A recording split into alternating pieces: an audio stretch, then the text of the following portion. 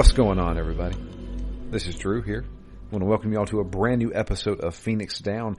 This is Phoenix Down 115.0, and we are starting a new series with The Sinking City. Today I have with me Matt. Hello, friends. And returning guest, Anthony. Hello. So yeah, The Sinking City, I think 2019 was when this game first released. That feels like it's been forever ago. My review went up on August 8th. There you go. Just a little past a month of my review, or a little past 3 years of my review going up. There you go. So, developed by Frogwares.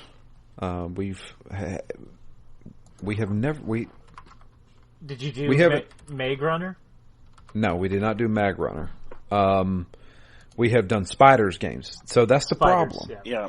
We get Frogwares, Spiders, and Piranha Bytes all mixed up. It seems like solid Piranha Bytes.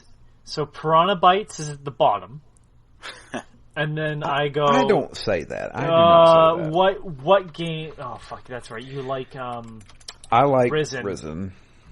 Yeah. Okay. Frogwares is decent though. I actually enjoyed their Sherlock Holmes games. Yeah, well, that's what I was gonna say. Like, I feel like if you're gonna ask, because Piranha Bytes is an RPG studio house, as is Spiders, and I think Spiders is a better studio. I really want to play Elex, even though I don't think it'll be great. Elex has a really cool concept, and has one of the worst difficulty curves I've ever seen in a video game. No. A vertical line. That's what it is. You hit a wall very quickly and everything can kill you. Frogwares, they mostly did point and click stuff. They did an MMO RTS called World of Battles Morningstar in 2011. They do a lot of Sherlock Holmes. They've done a Dracula game. They did 80 Days and Journey to the Center of the Earth. And then in 2013, they kind of throw themselves out of their element and do Mag Runner Dark Pulse. That's a fantastic game. I know you've said that, and I'm going to say it also kind of fits in with The Sinking City to some extent. You're right. But then they go back to Sherlock Holmes, and in 2019 they went with The Sinking City. And apparently the new Sherlock Holmes game is very much like The Sinking City, which kind of has me interested. It's an open world game. Yeah. Okay. I'm kind of fascinated by how they decided to do this adventure game style. I don't know how much action is in that, but I don't know. It's funny enough, we were talking as a site today about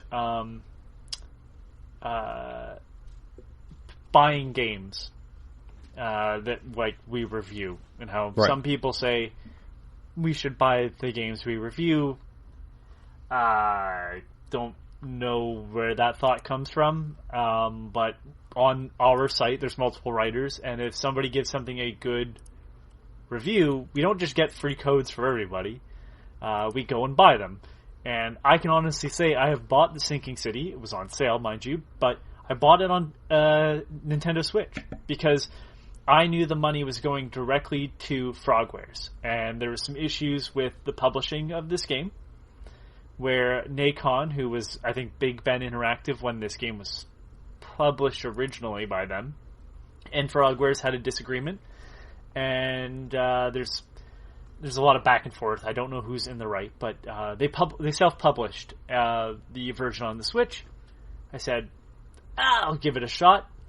And that is not the version I'm playing. I'm returned to the Xbox One, which is what I reviewed on originally. But it is impressive on the Switch, so hopefully someone who is maybe playing on the Switch can write in. Or unless one of you two is, I'm not sure. But no. I might have, but I ended up going to PS5. I will say this: it's a well done port of an open world game. I did not see the issues I thought I'd see, especially with the issues I have on the Xbox One version as is. But I just chose not to do it on there because I was like, achievements. So, There are issues on the Xbox One version? Yes. They're minor performance issues. Okay. I covered in my review originally. The biggest problem is like frame rate is inconsistent.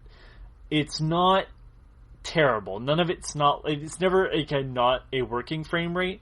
But like I kind of jokingly said, in most games that you have fog is meant to hide pop-in. That is not the case with the Sinking City. It is a particle effect or something, and every time the fog is in frame, the game actually slows down a bit. Wow. Oh, weird. Not to jump ahead, but the dive site is one of the smoothest areas in that whole game. There you go. Wise. So it is this. I gave, I guess, spoilers. And rolling into how did we have a history with this game? Not to be host, I apologize, but it kind of rolls into one.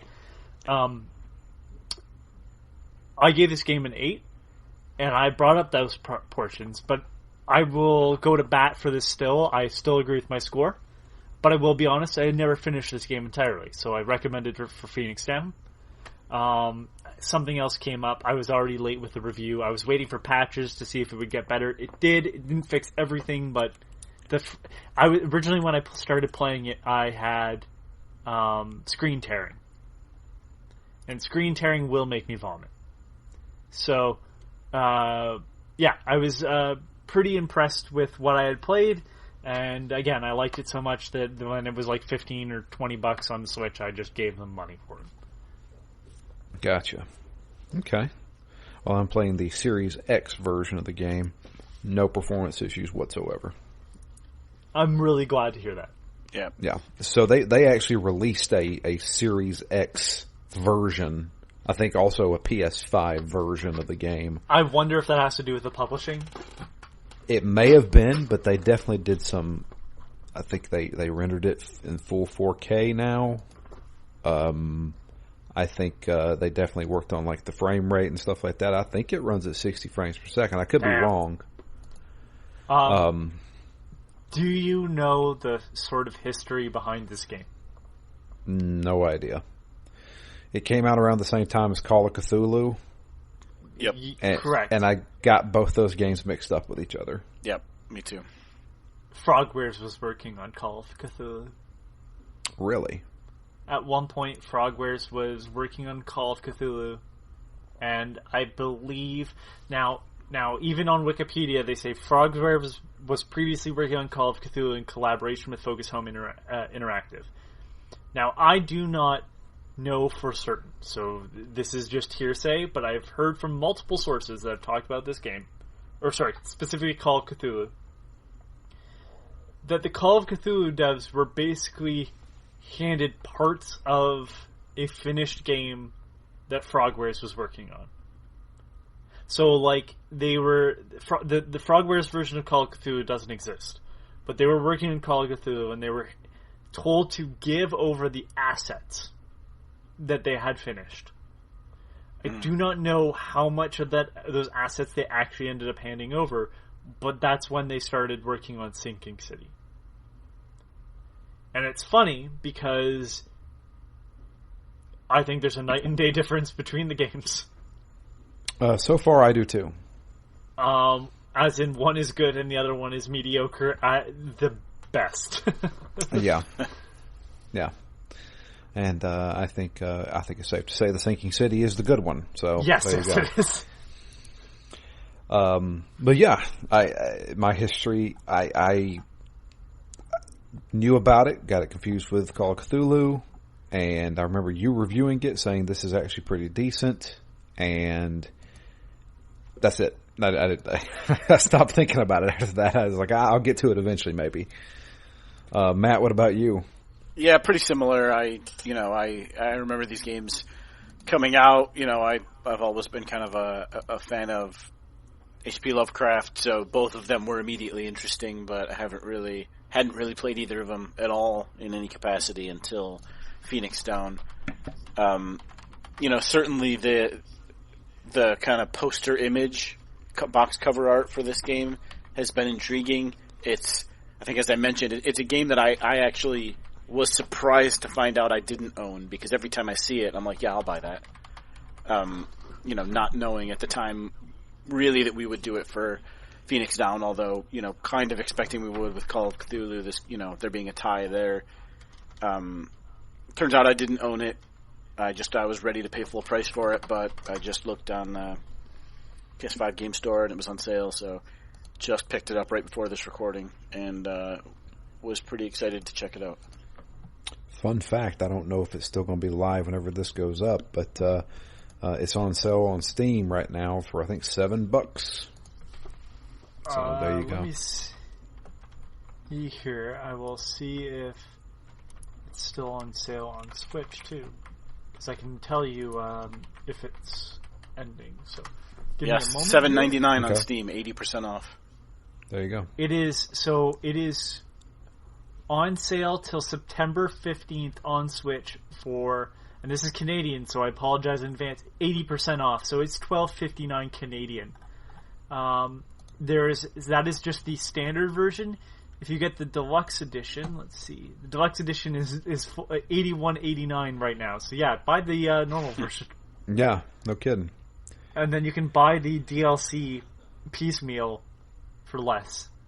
Do you need the DLC? Isn't it just like giving you extra, some more resources? Some of them are extra like story stuff and. Okay.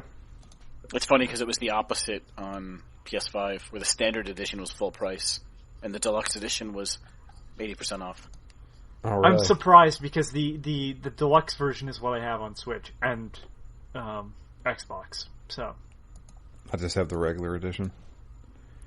They're side quests for the most part. They're not like big story sections. They're just side quests that are added. Gotcha.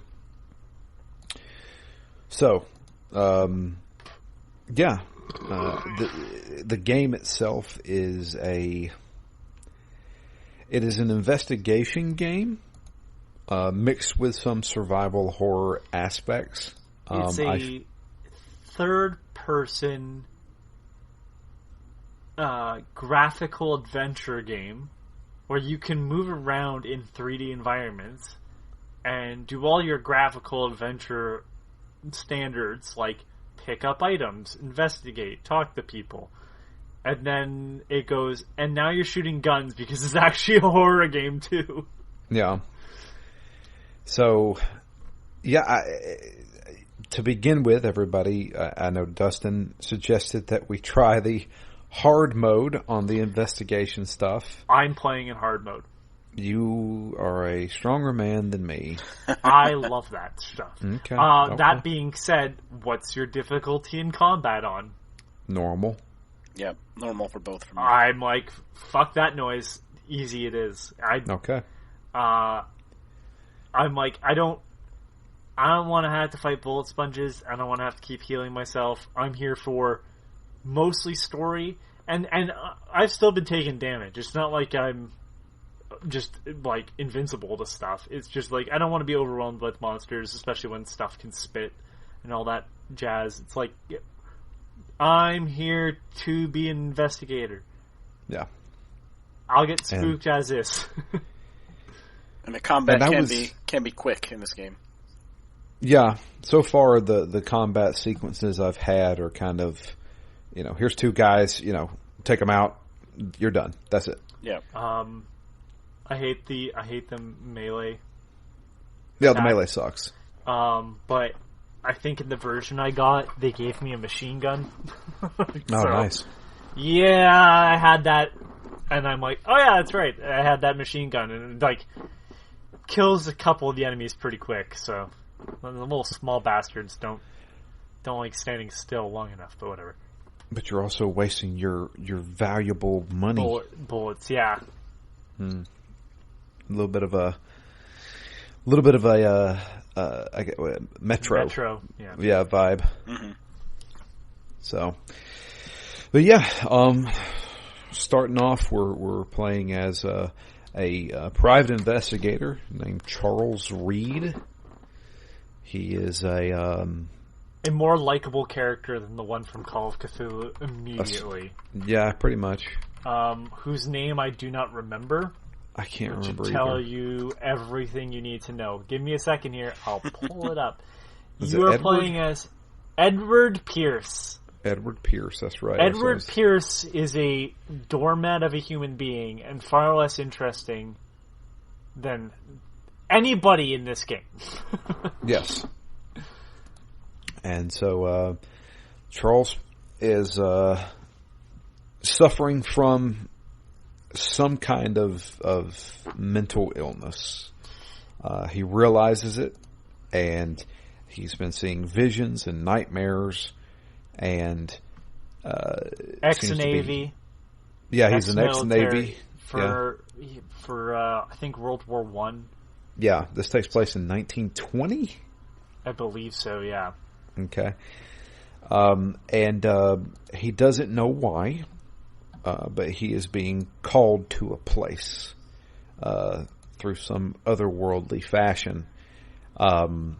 And in his investigations, he's also seen that other people afflicted by this illness have also went to this town in Massachusetts. It's off the coast of Massachusetts, called Oakmont. And so we start off with him traveling there via boat.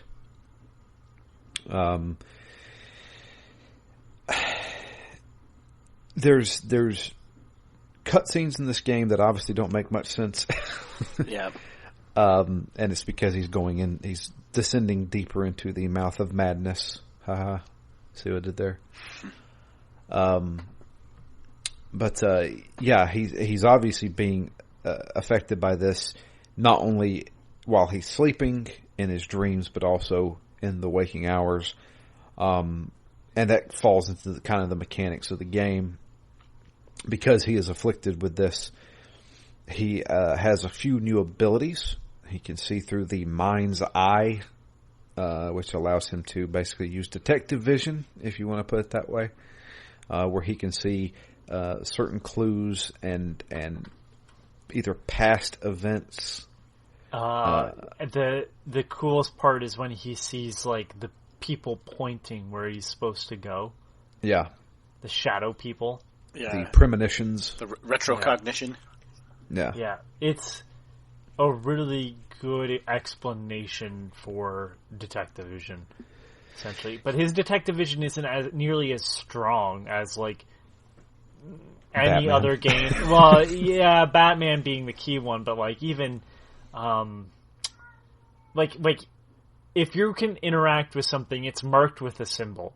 The symbol glows, but it's visible at all times, whether you have the vision on or not. And I think that's a key thing to point out with this game, is like his vision is a like some of its key portions, but like when you turn it on as an option, and not like forced into like reliving past events or whatever, it helps it, but it doesn't just be like, and there's the yellow thing against the blue background, go and touch it. Yeah, or follow the path. Yeah, it doesn't, yeah, it's not like, oh, I can deviate, and then it's just like, and here's the glowing marker in the sky. No. It's like, you have to follow the little shadow people pointing you in the right direction, because otherwise, you're off. That's your own fault. Yeah. Yeah, I mean, I feel like that's been a bit of a theme through the early part of this game, is understanding what the game's giving you and understanding what it's not giving you. I feel like every 30 or 40 minutes, I'm like, oh, all right, okay, this is how this works. I get it now. I get what they're showing me. They're not going to hold my hand as much as I thought, like with this detective vision. I spent a lot of the first hour or so just walking around with detective vision, being like, all right, when is something going to pop that like I couldn't see normally? And, you know, I'm imagining something that's going to look like black light and it's going to show up as a high contrast, like now you've discovered something because you looked in the right place with detective vision on. It just doesn't really do that. No. And, no. You know, I had a lot of those expectation resetting moments kind of in this first section that we've been playing. Yeah, I did too. I feel like this is actually a really good introductory section. But there is one thing I do want to mention, because it's a mechanic in the game, and that is the sanity mechanic. One of my favorite things in this game. So, obviously the first game that comes to mind when you say sanity effects are obviously Eternal Darkness. Eternal Darkness kind of made it. Game. I guess it was it the first game that ever did that? Hold on, let's see. I don't think so, but I think it's the first one to actually kind of do it well. Like, do it in a way where it wasn't like, and now you have a negative stat or something like that. Yeah. So, anytime you use your detective vision, or anytime you see something disturbing, whether it be a creature, or whether it be just a dead body laying on the ground, you start to lose sanity. And if your sanity gets low enough, the screen kind of disorients. It starts to distort around the edges. Yeah. And then it goes like full on like fish eye lens. Yeah, and wavy. then it's like gets dark and you start seeing the creatures. And then if you get high enough, the creatures are real. Yeah. So not only that, have you ever actually just watched his idle animations during this? Where he starts swatting at flies? No. So yeah, that's one of them. If you have your gun equipped, he slowly brings the gun up to his head. Oh, that's and crazy. holds it there for a few seconds, and then just slowly puts it back down. So I did not mention this in my review. I realize I'm getting off track, but you can see in the city, just wander around. Most people are just walking around doing whatever. You turn down a wrong alleyway, you'll see someone lift a gun to their head, hold it there for a couple seconds, and then kill themselves. This game is so like there's little details. Like, is this the most detailed game ever? Like in graphics? No, but there's like these little touches to this game, like that. Like his idle animation, like just a random citizen just pulling a gun on themselves and blowing their brains out. I loved that when I first played this, and I'm like playing it again, forgetting those portions. I was like, oh my god, that's right. I've never seen that idle animation though. Usually I don't have a gun out if I don't have to. Yeah, it really contributes to the atmosphere that you feel. I mean, that's the one thing I feel is dripping in this game. It's awesome. Just like the first couple of times, especially when you get out of this first section and you start wandering around the streets, I'm like, holy shit, this is a tough place to live right now. People are in a rough state. Yeah. I have to give it to him. The Series X version looks fantastic. Yeah, PS5 does as well. Very sharp. It's a looker. It really is. I mean, the animations are a little off, like when people are talking and stuff. But I feel like I'm okay with that just because, like, one, the people aren't super realistic looking. Yeah. They're all weird looking. They all kind of look gaunt, which is funny because pointing out that they worked on Call of Cthulhu, that was another thing that happened with that game where there was, like, almost Bioshock people. Somewhere between cartoony horror and, like, realism. But I think the detail in this game in general, like I think, like, as much as like I have issues, like for the most part, the Xbox One version looks okay. I think the Switch version looks on par with the Xbox One version, if not better.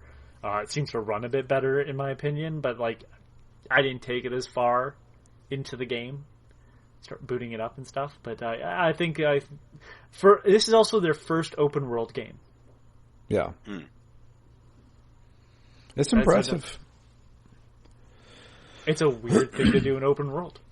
Yeah, it's a good kind of game for those kind of slightly weird graphics too. Like their eyes, I find the one thing that I always notice is their eyes are buggy. But I feel like everyone's a little crazy here anyway, so it kind of fits, whether it was intentional or not. Well, that's the reason why I like how he looks compared to all the citizens. All the citizens have these wide, sort of like staring, and he's always got this like kind of like squint to him. Yeah, he looks like a dude who hasn't slept in like 8 days. Yeah, and I'm like, that's such a perfect like face, and I love how he talks too. That was another thing I pointed out. I love every voice actor in this game. Yeah, no one's like, oh, I just don't feel like doing it. And like, no, everybody's selling this character. even the most like stupid The hamist. thing. Yeah, like I'm like, yeah, but this like fits in. Yeah. Yeah. I mean the guy, was it Thorgmorton? Yeah. That guy is hamming it up. Oh but yeah, he is he's very great. believable. We'll talk about him in a second when we get to like going through. But yeah, like I'm glad that the early impressions are positive so far. No, I'm digging the crap out of this game. Yeah. I think it's fantastic. I just love that you like walk down the pier. There's nothing there, but they built the pier because they need to sell you on this being a real place. Yeah. No, this is a fully fleshed out city. Like there's you know, I feel like it may not have as much detail as like The Witcher or something like that, but I mean, there's a lot going on in this city, and it definitely like gives that vibe of, you know, just very downtrodden. People are not very happy here. You know, it's hardcore. Yeah, I was definitely shocked when I saw the scope of the map as well. Given, Yeah. you know, you're back and forth in that first area, and then just seeing how much bigger the rest of the game is than this starting area. So there is one area that is mostly flooded. It is mostly a boat trip through. I kind of figured there would be one. But, yeah, for the most part, like, it is as big as it looks, too. Yeah. Where Throgmorton lives is another large area. Like, it is a huge area. But they make it all worthwhile because they have all these little side quests that are just as well written as the main story. Yeah. I haven't got many. I've only got the one from the doctor. There's the doctor one. There's a guy. If you go back to the pier and you walk in through, like, into the main city off of the pier, because you pass out when you go that way originally. Yeah. Then the story picks up. If you go out that, there's a guy that's there they'll give you a mission as well. Gotcha. I set off on one mission, died as soon as I got there. I'm like, oh, I'll come back to this when I have some more weapons. I say I have a ton of bullets because I've only used the shovel for pretty much anything. But yeah. So Charles arrives at Oakmont, and almost immediately, I think he gets a sense of like mystery, but also I need to be here. He has a couple of visions. And so he also meets a man that's like, I'll contact you. And it's like, but, alright. Yeah. The guy with a curly mustache, a bowler cap, black sunglasses. Yeah, this guy's legit. That's the Definitely. Vandiver? Is that his name? Something like that, yeah. And it's like, I don't remember, you meet him like, I met him like once, and it's like, yeah. He's the guy who's supposed to be the devil. Yeah, he's supposed to be helping us. He was kind of our liaison for Oakmont. Johanna Vanderberg is his name. Yeah, we've only seen him once so far, but we've gotten a couple other messages from him, I think. He was the one who dragged us back to the hotel. Yeah. When we passed out. So, which we'll get into. But yeah, he basically he's kind of our welcoming wagon. He's like, I've got you set up at the hotel, and here's a couple of places where you can start. And okay, cool. He just runs off, and then we just go down the pier, and we come up. We can't leave the pier area because the police have got it blocked off because apparently there has been a crime committed. Now I didn't know that because I went straight to those people because I could talk to them. And this is when I'm introduced to. There's some weird ass people in this town. Yep. And you run into a guy named Robert Throgmorton. Throgmorton. And he looks like a humanoid gorilla. Or chimpanzee.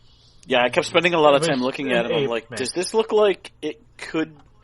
could a person look like this? Or is this definitely non-human? So I asked the question. You can choose what you want to say to people, and I did ask. You kind of end up having to end up asking questions of all people about how they look. Yeah, Because at one point you will come across somebody else that's a little weird looking and be like, "What's wrong with your face?" Yeah. It's like, oh, all right. See, you're from out of town. That obvious, huh? Yeah. So you're a newcomer. But yeah, so he is, and he mentions it. He's like, it's just part of my family lineage that we all look like this. Do you know what that is referencing? I'm guessing probably like a royal family of some sort. It is an H.P. Lovecraft story, and not a common one. It is called the story is referencing is Facts Concerning the Late Arthur German and His Family. Okay. That sounds like a history book. Do you want me to spoil what that story is? Because it'll make sense momentarily. Should we? I don't know. Arthur German. Yeah, if it's relevant, I'd say that. Yeah, go for it. Yeah, go for it. So this book was written in the 30s. It's actually from 1921. Okay, 21. The Facts Concerning the Late Arthur German and His Family, also known as The White Ape, is basically a story about a guy who's a little weird looking, and he starts looking up his history. His great-great-grandfather was Sir Wade German, an early explorer of the Congo region, whose books on a mysterious white civilization there were ridiculed. He was confined to an asylum in 1965. And then Lovecraft describes, like, why all of his family is weird-looking and stuff. So Arthur, decides, I'm going to look it up. And Arthur's like, I look weirder than everybody else. His great-great-great-grandfather had sex with a ape goddess. Okay. And so he has the traits of an ape. Gotcha. He discovers this after finding the body of the ape mummified in the family possessions, and then he burns himself alive. A very different sort of... in the same realm as H.P. Lovecraft's other stuff, where knowledge is almost a negative trait. But not of the sense of, like, some weird cosmic horror, but more of, like, of oneself. It's kind of a different take on it. So I run into this guy. I go, this seems like it's referencing something. So I did a bunch of research and then read the story. And I was like, oh my god. So they, Frogwares decided, Call of Cthulhu and Innsmouth and all this stuff, easy shit. Right? Everybody does Innsmouth. Yeah, everybody does Innsmouth. Everybody does Call of Cthulhu. We're going to do that too. But hey, there's all this other stuff that exists in the Lovecraft world. The deep cuts. Why don't we discover that too? I've never heard of Innsmouth before until this game. Oh my god, really? Yes. Like the first, did you ever play the Bethesda Call of Cthulhu? No. First person? Okay, so, yeah, Innsmouthers, yeah. I can't remember the full title. Something at Innsmouth. It's one of his more... It's probably the more interesting story than Call of Cthulhu. Shadow over Innsmouth. One of his better stories than Call of Cthulhu, to be honest. Call of Cthulhu is a bit slow and not really going anywhere. And as I was looking up Throgmorton, because I wanted to make sure I had the name right, I want to just bring this up. It's somewhat relevant. August 30th, 2022. 2 convicted in cattle and marijuana Ponzi scheme. What? Give me a second here. It's relevant only because I thought it was funny. A federal grand jury found Reva J. Stachwin, 70, of Galesburg, Illinois, and Ron Throgmorton, 58, of Beaufort, Georgia, guilty on 1 count of conspiracy to commit wire fraud, 5 counts of wire fraud, and 1 count of conspiracy to commit money laundering. Wow. Throgmortons are still at it. Throgmortons are close to me because I know where Buford is. Thought that was funny that it came up. Dude was not expecting to see a real listing for Throgmorton. Okay. So yeah, we run into this guy, Throgmorton, and they're outside of a. Everything looks run down. I was going to say a run down like apartment building or house or something, but apparently his son was brought to this house and is now missing. But upon investigating the house, they found that there was some kind of major commotion that took place. Well, Charles is like, well, I happen to be a private investigator. Also, I was here to look up what's going on with all these illnesses and visions and such. And I hear that you're an expert on this kind of thing.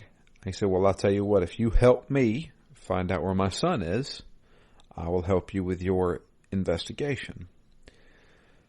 So we agree to it. And so the first thing we need to do is check out the scene of the crime. And this is where we start getting into the mechanics of the game of investigating. So there is 3 major things that you can do. Collect evidence by examining things in the area. After you collect a certain amount of evidence and clues, you then can harness the mind palace, as they call it in the game, which is basically your deduction table. You find evidence, you place it again, or combine it with other pieces of evidence and come up with a conclusion. I believe they did something like this in the Sherlock Holmes games. Doesn't Sherlock Holmes even call it the Mind Palace? I can't remember if it's called the Mind Palace or not. It is. But I had a question about this section. Is there one right combination, or can you come up with some different conclusions based on the way you combine the clues? I think there's only one way. There's only one way clues go together. However, you can make a final deduction, and it's usually you got 2 choices. Yeah. Based off of the information, and both of them are. I wouldn't say both of them are equally as valid, but they both make sense. If that makes sense. Sure. Especially come the end of this case, or the next case, I should say, where you have, like, the option to save someone or not. My question is this another one of those all roads lead to one, or are there consequences to your choices? Honestly, I do not know. Okay. You do get slight benefits if you pick certain options. Okay. Like, at the end of this case, the option you make, you will get some bullets, I believe, if you do the, I guess, moral thing. Okay. Yeah. The moral I'll find thing. out. I'm not sure which one I consider moral. Yeah. No, I don't either. Yeah, I that's the reason why I kind of said it that way. So, all right, well, let's continue then. So the other thing, so using the Mind Palace to come up with conclusions, and then lastly, piecing together the crime scene itself to then figure out what happened and what order they happened in. So that's my favorite part. Yeah, with the mind's eye, Charles can go into like this ethereal world and basically piece together what happened. Okay, they broke in the door here, they did this, then they did this, that kind of thing. So, and you have to put them in order. Now, there's no penalty for getting it wrong. That is the only thing that disappoints me with this section. Because I wish it would throw you... I would wish it would throw you, like... It's such a minor thing that why would I ever bring it up? Because it's just like, yeah, I could see how this wouldn't go past playtesting. But to me, it's like if I put it in the wrong order, and it gave me the wrong piece of information, and it sent me down a road, and I was like, oh, there's actually nothing here. I think that'd be a good punishment. Like, there's nothing lost other than time. Well, that's to the me, valuable commodity to me nowadays. Right. Listen, don't you get on time. I will bring it up. Okay? Why would you invite that 5 minutes in Paw Patrol? Come on. Oh, God. Anyways, the value of free Game Pass, everybody. That's right. But my thing is, like, the world is big enough where it's like, if it sent you to a wrong address, right? Like, that would be interesting to me. Like, oh, I put it in the right order, and it's like, oh, so clearly this guy went here. Wait, that doesn't make sense. Like, even if he said something like that, there's an error there. But it's like nothing. It just like turns red for a moment, and then it's back to like there's just no feedback other than it being like you're wrong. And it's like okay, but like, that doesn't feel natural. Like, give me some wrong evidence. Give me some sort of statement where he's like that wouldn't make sense that way.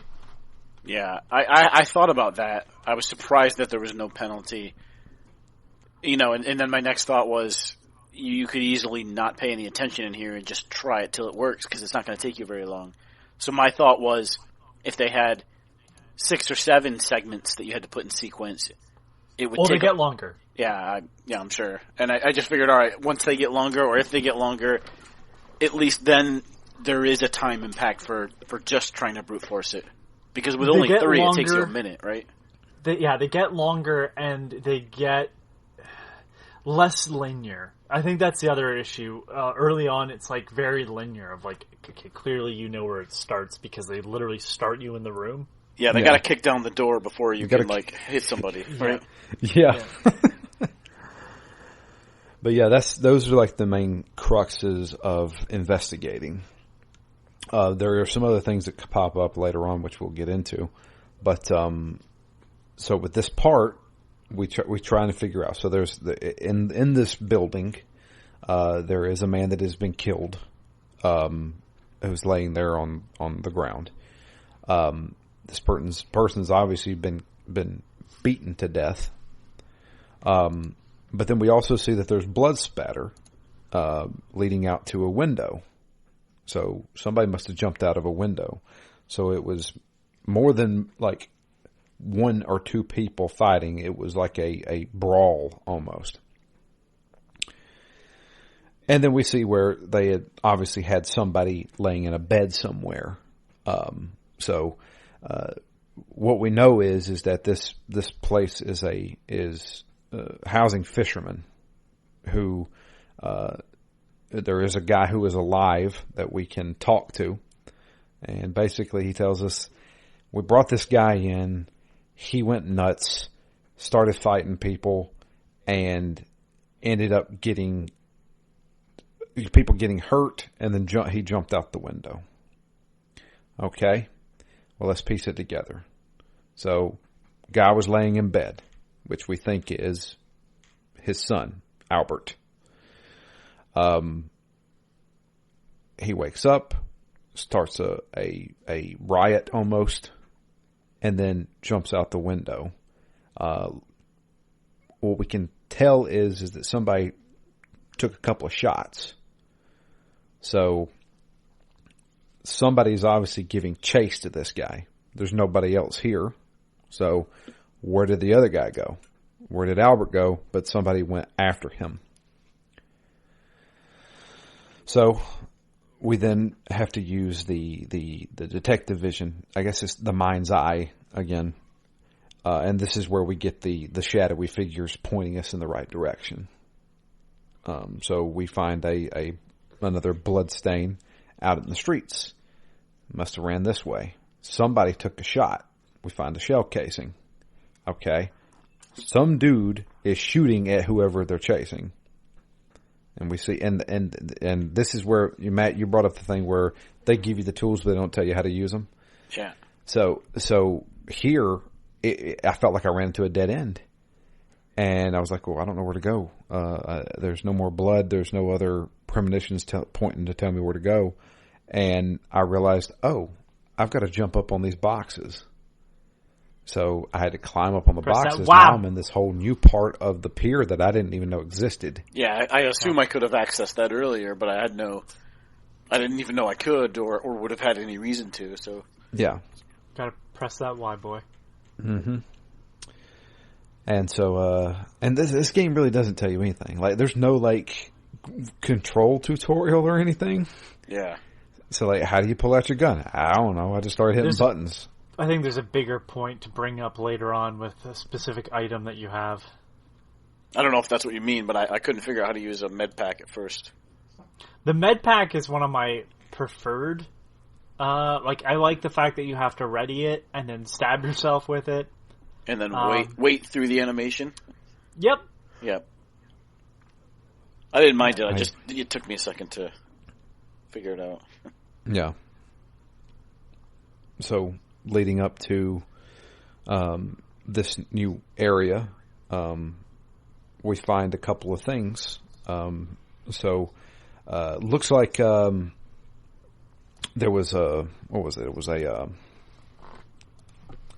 torn pocket, I think was what it was, right? That had a letter in it. Yeah. A bloodstained note. Yeah. And the bloodstained note mentioned, God, I can't remember the guy's name, the bartender. Yeah. At the local bar, saying that he owed money. And continuing on further into this new, like, I guess it was like a storage warehouse or something like that. That's where I ran into my first monster.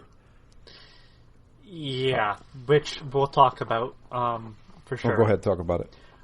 Have you seen the other monsters? I've seen the humanoid monster it spits. Yeah, okay. Yeah, I've seen a good few now. A good few have killed me.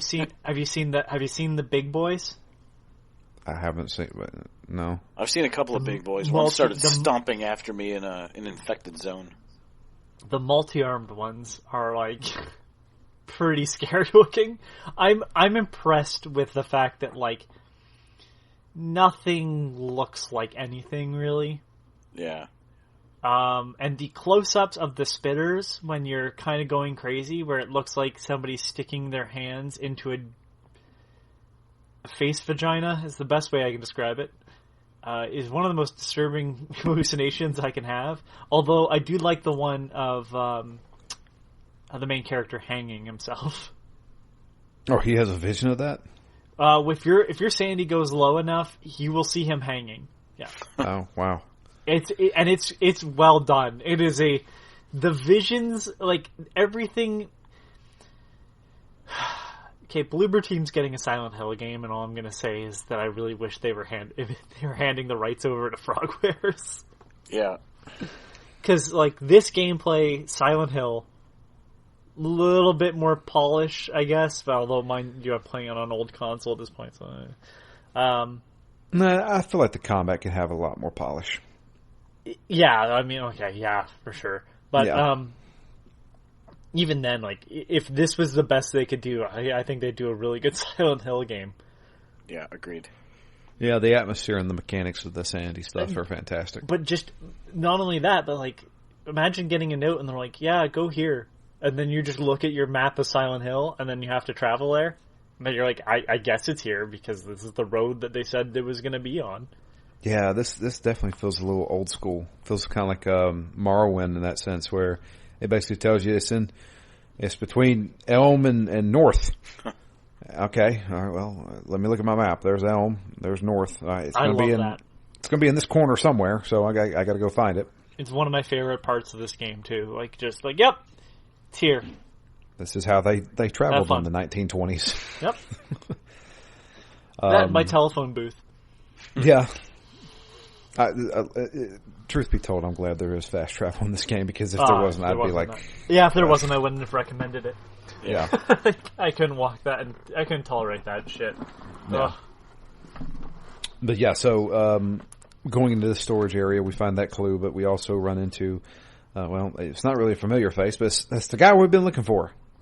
Albert Thorgmorton. Yeah, he's not going to be coming with us. No, he's not going to be coming with us. Unfortunately, he is deceased. Been shot in the head and put on a meat hook. Yeah, very Texas Chainsaw. And then there's also one of the first monsters, the wild beasts. It was a little spider-looking thing. Yeah, I can't remember what those ones are called. But, I don't know.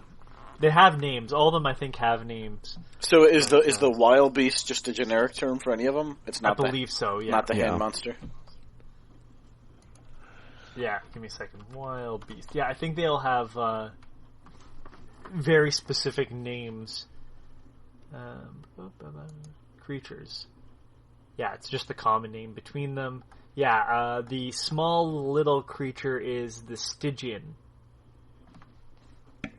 which is a little hand crawler thing, and then the Lethean is the ones that spit from the face wound thing. I don't even know. Looking at a picture of one now, it's like maybe I'm seeing it wrong. Yeah, there's a lot. There's a lot of messed up. Stygian sounds familiar. Is that a creature in The Witcher? Give me a second here. I think it's a real. Yeah. Well, no, it's relating to the Styx River. Okay. So there's a game There called you go. Stygian. There you go. Look at that. And it's in the 1920s. There you Depression time. So yeah, unfortunately we had to go and break the bad news to dear old Dad. Your son is dead. Your son is dead. I have some bad news for you. Your son is dead. Your son is dead. God. Albert is dead. What happened to him? Well, he's dead. He got shot. He's been killed, but I have some clues on where the murderer may be. So I'm going to go follow up on those, and I'll let you know. So did you go talk to the dad first? Yes. I went right to where the guy was going to be. Okay. Yeah, I did too. I didn't know, so I was like, I figured I'd go tell the dad first. Well, that's the thing. So, like, your evidence, your mind palace, and what people say to you will tell you where to go. It's a lot of having to actually pay attention to dialogue, which I appreciate. And notes. And notes, yeah. There's a lot There's a couple of, when we have to, like, the whole mechanic of trying to look through archives. Yeah. I spent a lot of time, like, actually being like, all right, what do I know? There's the game does do a little bit to help you out with that. It may not be there for you, Anthony, because I know you're playing on the hard difficulty of the investigation stuff. The hard difficulty, I think, if I'm correct, it only tells it will tell you that you got evidence. I don't think it tells you, but it'll tell you that you've. Man, I can't remember. There's certain things it'll tell you still, but then otherwise they're like you're on your own. On the easiest difficulty, they will tell you like on the map where to go. I think automatically. Oh, really? Okay. Yeah. But yeah, like it'll be like you have evidence. Yeah. All right, well that means nothing because there's a bunch of evidence. It doesn't mean that it's worth something. I can't remember. It locks you out of certain things, but honestly, it's not that big of a deal. Like looking at what I lost, I was like, yeah, I feel like I played this before, but whatever. When I started up a new game, it was like on what I assume was normal, but I'm like, did I leave it? Like, was it saved like that? I don't know. So, yeah, I haven't had an issue with it too much. It will not hold your hand if you forgot something. He won't say anything. He'll just be like, I can't leave yet. So. Yeah, and I also like that they give you the indicator, at least on normal, that you've collected all of the evidence in a location by having No, it won't do that. It won't do that on hard? No. Yeah, I find that quite helpful. You don't need to tell me what I'm looking for, but at least tell me if there's anything else to look for. Yeah. Some of which is optional. But it doesn't. It's just, guys. It's sad that it doesn't do it based off of a dice roll. Come on, show me. Oh my god! Some specific evidence only if my invisible dice roll is high enough. Even though I've put a bunch of stats into the thing that allows me to see hidden evidence that just doesn't exist if my fuck. Here's how you make an investigation game, people. Fun Like fact, this. I've earned 3 skill points, and I have yet to use any of them. What? Yep. I used you're all going to 3. want to. I was going to put them all into earning more experience per thing I did. Yeah, I put 2 of my 3 into that. I put 1 into that. I put 1 into holding more supplies. Yeah. And then I want to say deal more. Was it health? May have been health or something like that. Regardless, I like the fact that it's there, but it feels like it's a thing that just makes your life easier. It's not a thing that needs to be done to finish the game. Yeah. So far, I haven't felt anything differently. As let's go. This is obviously harder. I need to level up or something like that. Yeah. Haven't had anything like that. I put my 3rd point into like a critical hit for the pistol. Yeah. And then 2 into XP. But yeah, definitely supplies are what I would put some points into next. Yeah, but I'm waiting for that moment when it sends me to an area that I can't get through. Although that being said, I did die pretty quickly the 2 times I died, so something to help that would give me an incentive to go back and try and finish off some of those side quests. Yeah. So, we have to go to the bar. Run over to the bar and talk to the barkeeper. Or bartender. Barkeep. Whatever. Did you threaten him, or did you make a deal with him? I definitely didn't make a deal with him. Well, so you were like, you're harboring a fugitive? Yes. Yeah.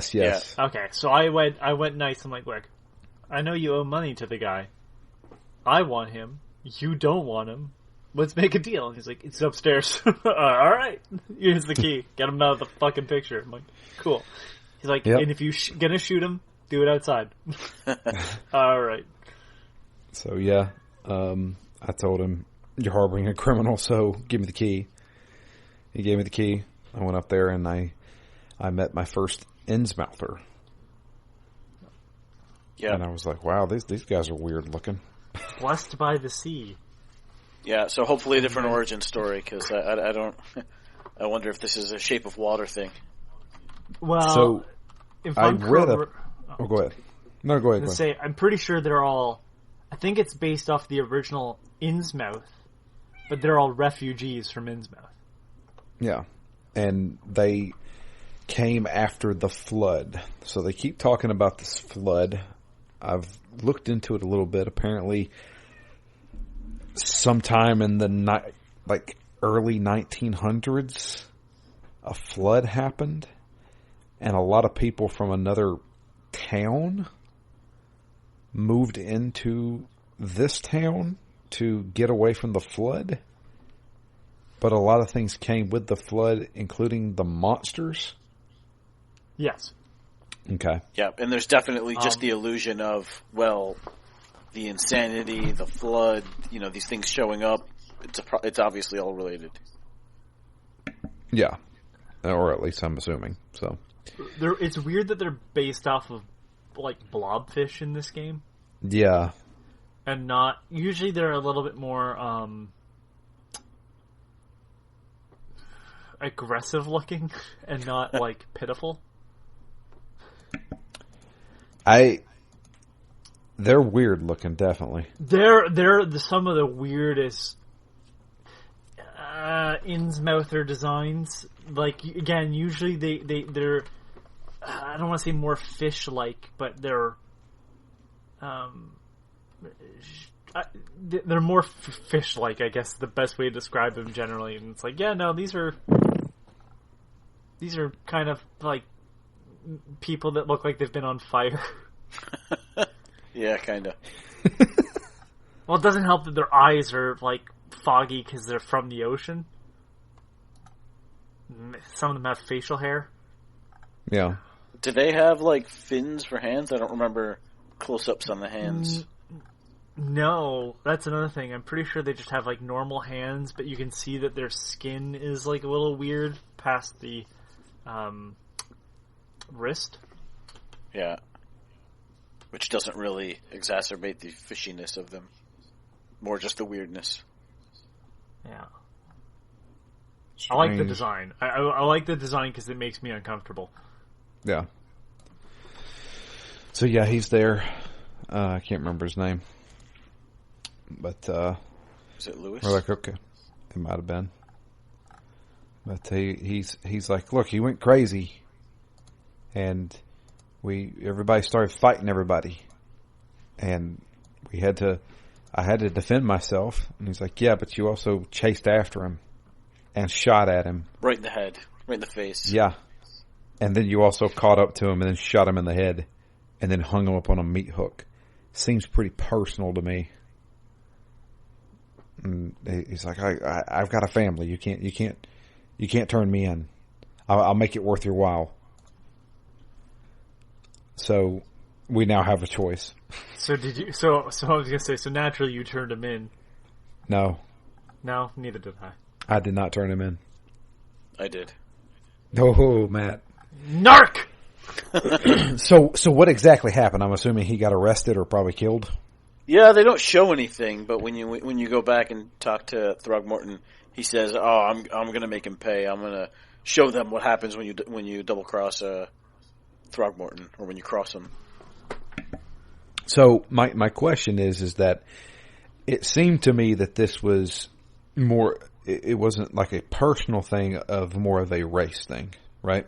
But I don't even think that's the case.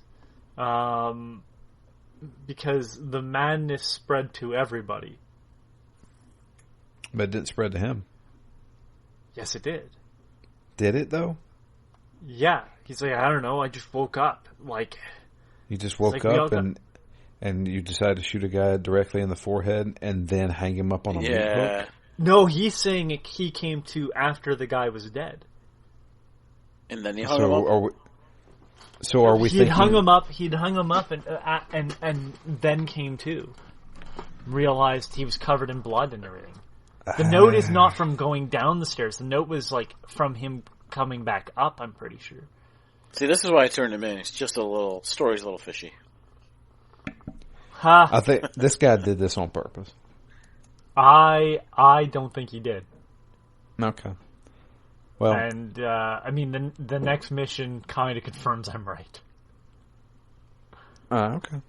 Yeah, I think that had I known what I knew in the second mission at this point, I probably would not have turned him in. But I just all you miss out is a couple of bullets. I'm pretty sure. Yeah, I didn't even take his bribe. So.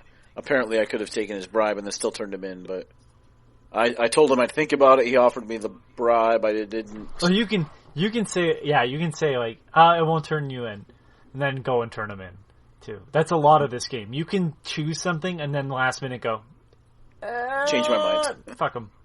Yeah. No, I took his bribe. Fuck him, that's why. I went back and told Thormartin that, yeah, he's dead. I don't know where he is, and then you're just pointing at the building. I don't know. But he's definitely not up the stairs all the way back around and in the private room. Well, see, I told him he was dead. Yeah, I told him he was dead, too. I said he's right there. Go get him. So he was like, well, we got our revenge. It wasn't the revenge I wanted, but I got it. So I'm like, so you're going to help me out on my case? And he's like, well, we're not done just yet. Something obviously is going on. Somebody wants whatever my son was doing to not get out. So what was your son doing? My son was on a diving expedition. I funded it. It is regarding the visions and stuff like that. We believe that there's something in the sea. In the old architecture. Yeah. Causing these illnesses to crop up. My son went down into an expedition. He was the only one to return. You need to find out what happened to the expedition. Okay. Well, where do I start? Well, there's a couple places you can start. We know where the expedition was going to take place. On top of that, they have their own little headquarters. Great. So we got to go the places we can figure out where we want to go. Luckily, there's about 4 places marked on our map. Yeah. So we except for the expedition headquarters. Yeah. You got to find it. It's on the corner of this and this. I love that. More of that, please. That means, like, when they name roads, it's actually important. Yeah. Grand Theft Auto names all their roads, I'm pretty sure, too, but who gives a shit? Yeah, you got GPS. Yeah. Boom, arrow points me in the right direction. There you go. So, yeah. Now that the case has kind of been solved here, it's no longer a crime scene, we can now leave the port. So we head out, and unfortunately, as soon as we leave the port, Charles has a thunderclap headache. Yeah, a massive headache, falls over, and has a vision of him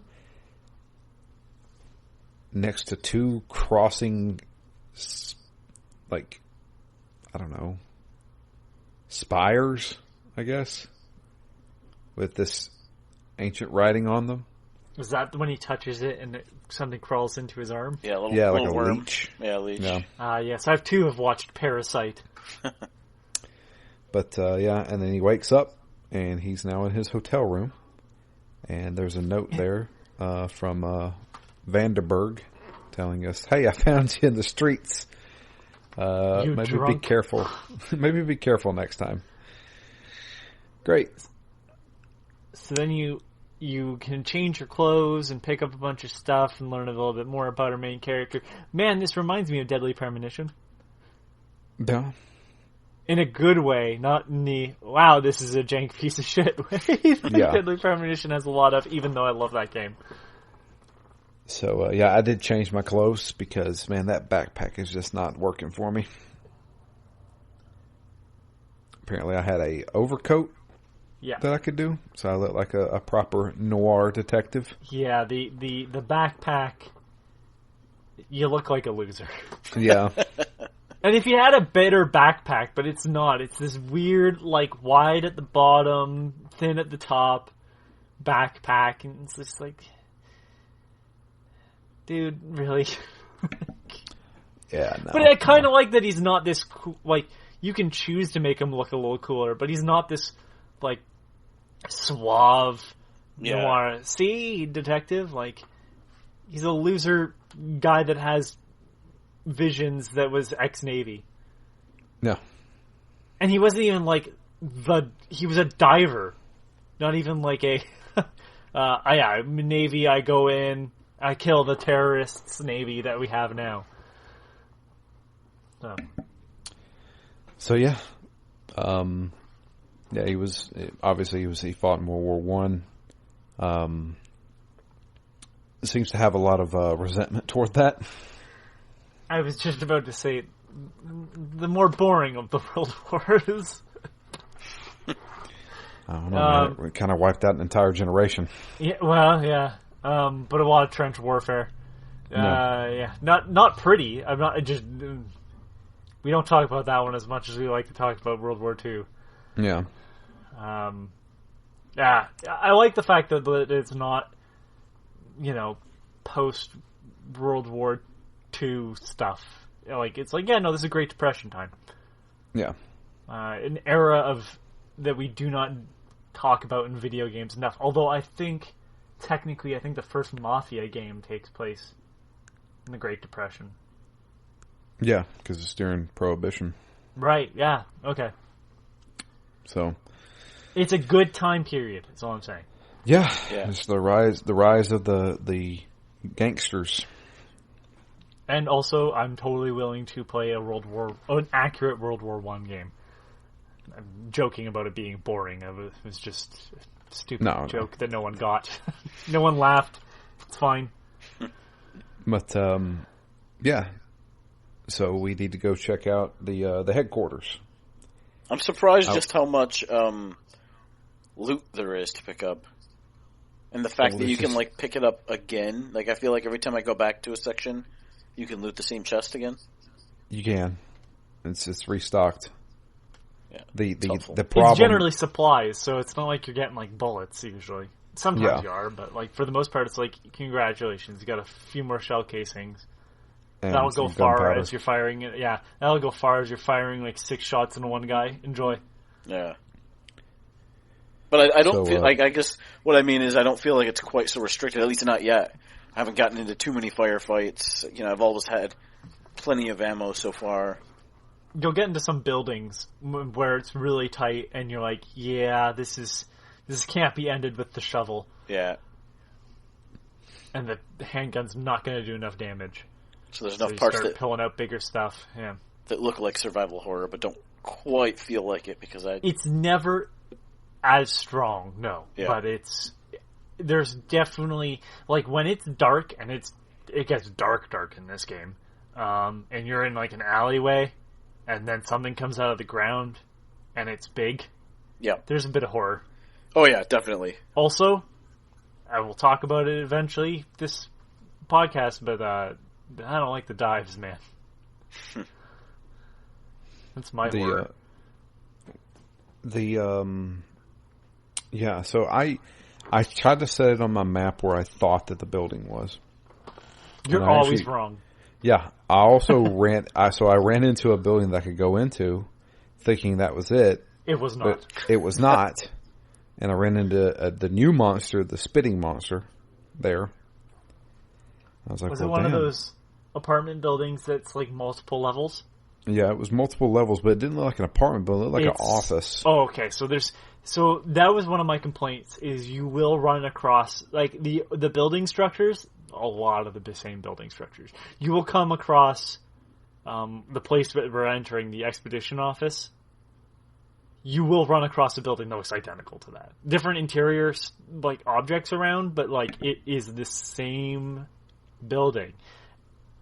You will also come across one that looks like the building in the first mission where there's a big hole in the side because that's where somebody escaped. And you will come across the same building with the same hole, except that like it shouldn't be there. And that was one of my complaints. Like, I'd rather if you built a smaller city and not have repeated some of these buildings. Yeah. Yeah, I was going to say the same thing about just some of the traversal itself. It looks cool, Samey. but it's a little sterile. Yeah.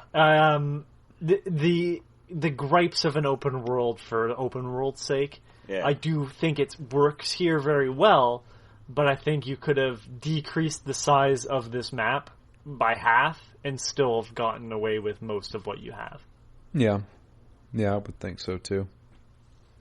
Like, or even like, I don't know, quarter size of the map and have every building accessible at some point or another. Right? And really just stack everything on top of each other. But, Yeah. So, yeah, going into the headquarters. Obviously, somebody has broken into this place. The front, well, not the front door, but the door leading from the front door has been kicked in. I like how they show it with just a boot print on the door. Yeah. oh my god, Duke Nukem's been here. So, It should just have a Devolver Digital door kickers ad now attached. but yeah, the evidence you find in here to begin with is not much. There's a few things laying around, but the things that you do learn is that obviously there was some kind of a quick smash and grab of the place, and I can't remember what causes him to use his mind's eye, but you can use your mind's eye, and you can find that there is actually a false barrier, a false wall that's been put up, and which leads to the basement. There's a man that'll just shoot you in the basement. Yep, this Yes, is the there first is. place I died. 2 shots and I was down. So this scared the living shit out of me. So here's even you're like that scared the shit out of me. I remembered that somewhere in a basement somewhere there was like one of the Innsmouthers just hanging out ready to shoot me. And I still got shot because I'm a stupid idiot. I was like, oh fuck, god damn it, it's this one. So yeah, I'm sitting there just like looking for evidence, and all of a sudden I see in the corner of the screen some dude pop up. And I was like, oh, I can go talk to him. All of a sudden he starts shooting at me. I'm like, oh god! And I kind of screamed for a second there. It's just like public school all over again. Yeah, right. So, that's the first time I used my gun. I shot him twice and killed him. And the only shame is you can't loot his body. That's what I was thinking too. Was like, well, I'm sure he's got a couple bullets on him. Yeah. But none for you. Not for me. So, yep. I was like, well, what was that all about? But what we do find is that there was like a barrel that had been set ablaze, and they were throwing papers in there. It seemed like they were trying to cover up something. And they tried to do it in a hurry. So we had to piece together what actually happened. So obviously the first thing that happens is they kick in the door. And then they go in and they start rummaging through, rummaging the place, and then grabbing all the papers and then burning the evidence. The papers? Yes. Show me your papers. And then they put up that false wall, so that anybody who comes in here doesn't even know this place existed. Using black magic. So, yeah, that's kind of weird, right? Looks like somebody was obviously not wanting this dive to happen, or knew that the dive had happened and wanted to make sure nobody knew of what happened to the crew there. But I think the piece of evidence we get points us to the pier. We have to go back to the pier.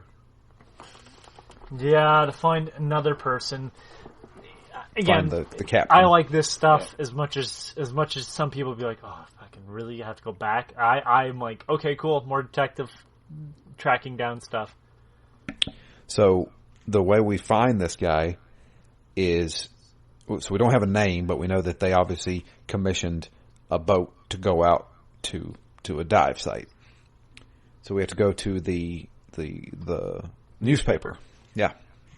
Where the girl has way too much interest in you, but it might be like interest as in cannibalism with her eyes. Yeah, beady, she's got big those eyes. Somehow they're beady and big. Like, yeah, how does that crazy make any eyes. sense? So you're the stranger from out of town? Oh, okay.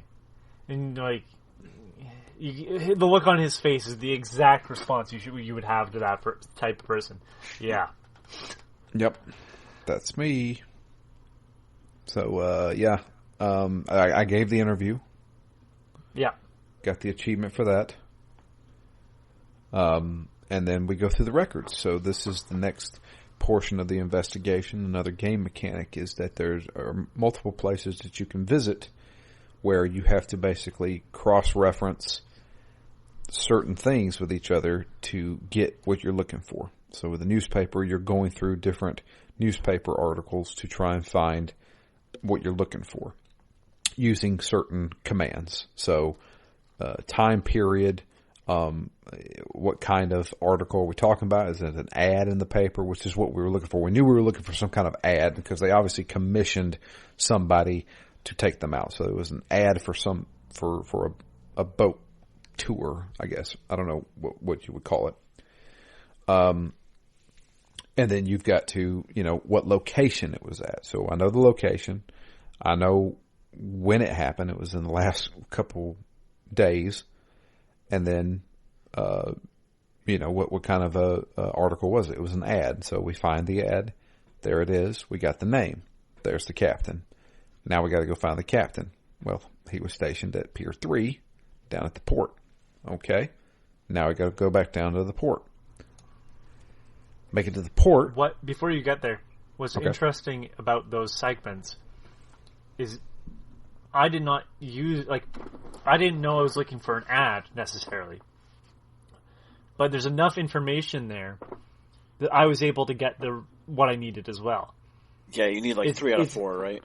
Yeah, and it's fascinating because, like, there's things that you can, like, deduce. Like, okay, so the time frame is after the flood.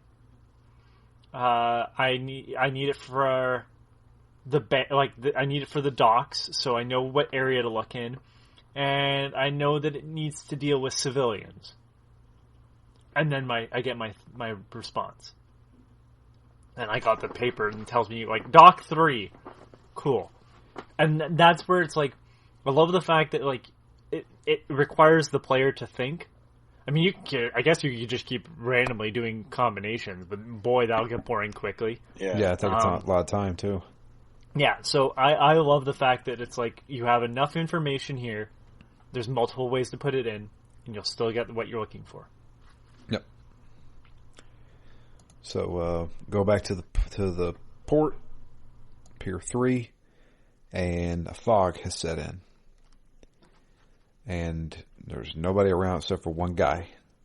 And he's like, yeah, I'm not coming out of this little box here. He was in like a little station. And they're like, what's going on? The wild beast showed up. This is a lot of dead people over there. And he's like, okay, well, what happened? He's like, I'll tell you once you take care of the wild beast. Okay. So I go over there and I beat the wild beast with a shovel. And there's a lot of bodies. So the difference is that a lot of these bodies are not killed by wild beasts. They're killed by human means. Yeah, axes and shot, stuff like that. So, I'd like to picture you going back to the guy, like, what is he, the harbor master or whatever? Think just so? Taking the body of the wild beast, throwing it into his little cubicle and being like, they're dead. Yep. Tell me what you know. So we have to do another deduction.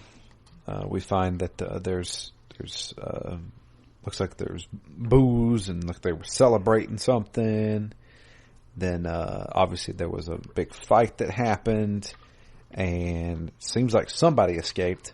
We're not sure. So people obviously got really upset. Maybe they got somebody cheated at cards or something. I don't know. So we go back to the harbor master guy. He's like, okay, so tell me what happened. What'd you see? And he's like, well, they got into a big fight. A lot of people got killed, thrown overboard, everything. And then one guy ran away. Who was it? It was the captain. Okay. Where'd he go? I don't know. But he had a really big gash in his shoulder. Okay. Well, we're going to have to go all injured people go? The hospital. Yep. So we go to the local hospital. See if anybody No, checked what I in. do is I go to the closest fast travel. Yeah. Yeah. And then I say, okay, there's the hospital. What's the closest fast travel to the hospital? You can't. What I do like, though, is, like, if you wanted to, you could do this entire game without that. Yeah, I wasn't at the point where I was using fast travel yet, so I certainly did this. Took a boat? Trek in a boat, yeah.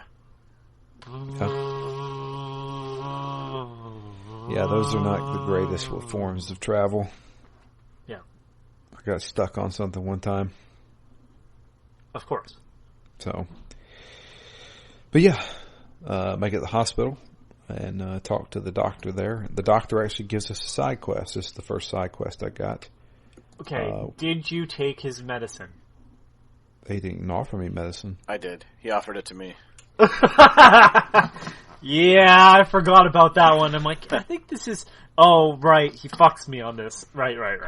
Oh, what happened? Hang on. You take the medicine, and you immediately, like, lose all your sanity. And then you go and confront the doctor, and you're like, dude, you just fucking tried to poison me. And he's like, damn. Alright, let me know if anything else weird happens. Well, dang. No. Yeah, so wild beasts pop up, you're like smacking them with the shovel. Oh, yeah. Oh, okay, Classy. yeah. So that didn't happen for me because he asked me, he said, are you sick? And I was like, no. And he's like, okay. And that was it. That was the end of the conversation. So, we had to cross-reference again, depending on patient, the injuries, and possibly what time they may have came in, kind of thing. What's smart here is that you don't have his name, right? No. So even if you had his name and you put it in, it doesn't mean anything. Like, I don't think that's an option, but it's like there's enough like false information that's not going to help you now.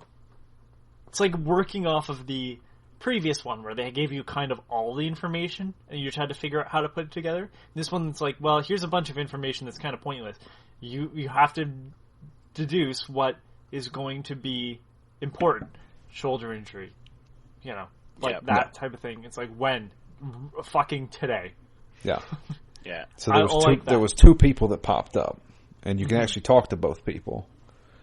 But one of them had burns, I think, and the other one had... the other one had something like explode on him. Yeah. So, we find the guy, and he lies to us. I hurt myself falling down the stairs. You want to try that one again? You got me. Like, all right. I think it was like he said he got shot. Yeah, I got shot. Yeah? Well, that looks like an axe wound. You got me. What do you want? He's like, so you took an expedition out, right? A couple days ago, and none of the crew members came back, but you did, and so did your boat crew. But now your boat crew's all dead, and you're the only one still alive. What's going on? He's like, everybody went nuts.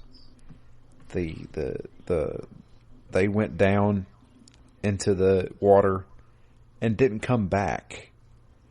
I didn't want to leave them, but my crew was going to start a mutiny if I didn't. So I got them all drunk, and we went back to the harbor. Well, then they all went nuts and started attacking us. I barely escaped. Likely story. No. And then I shot him in the hospital. In hindsight, that's how I should be playing this entire game. It's just like pointing my gun at people and killing them.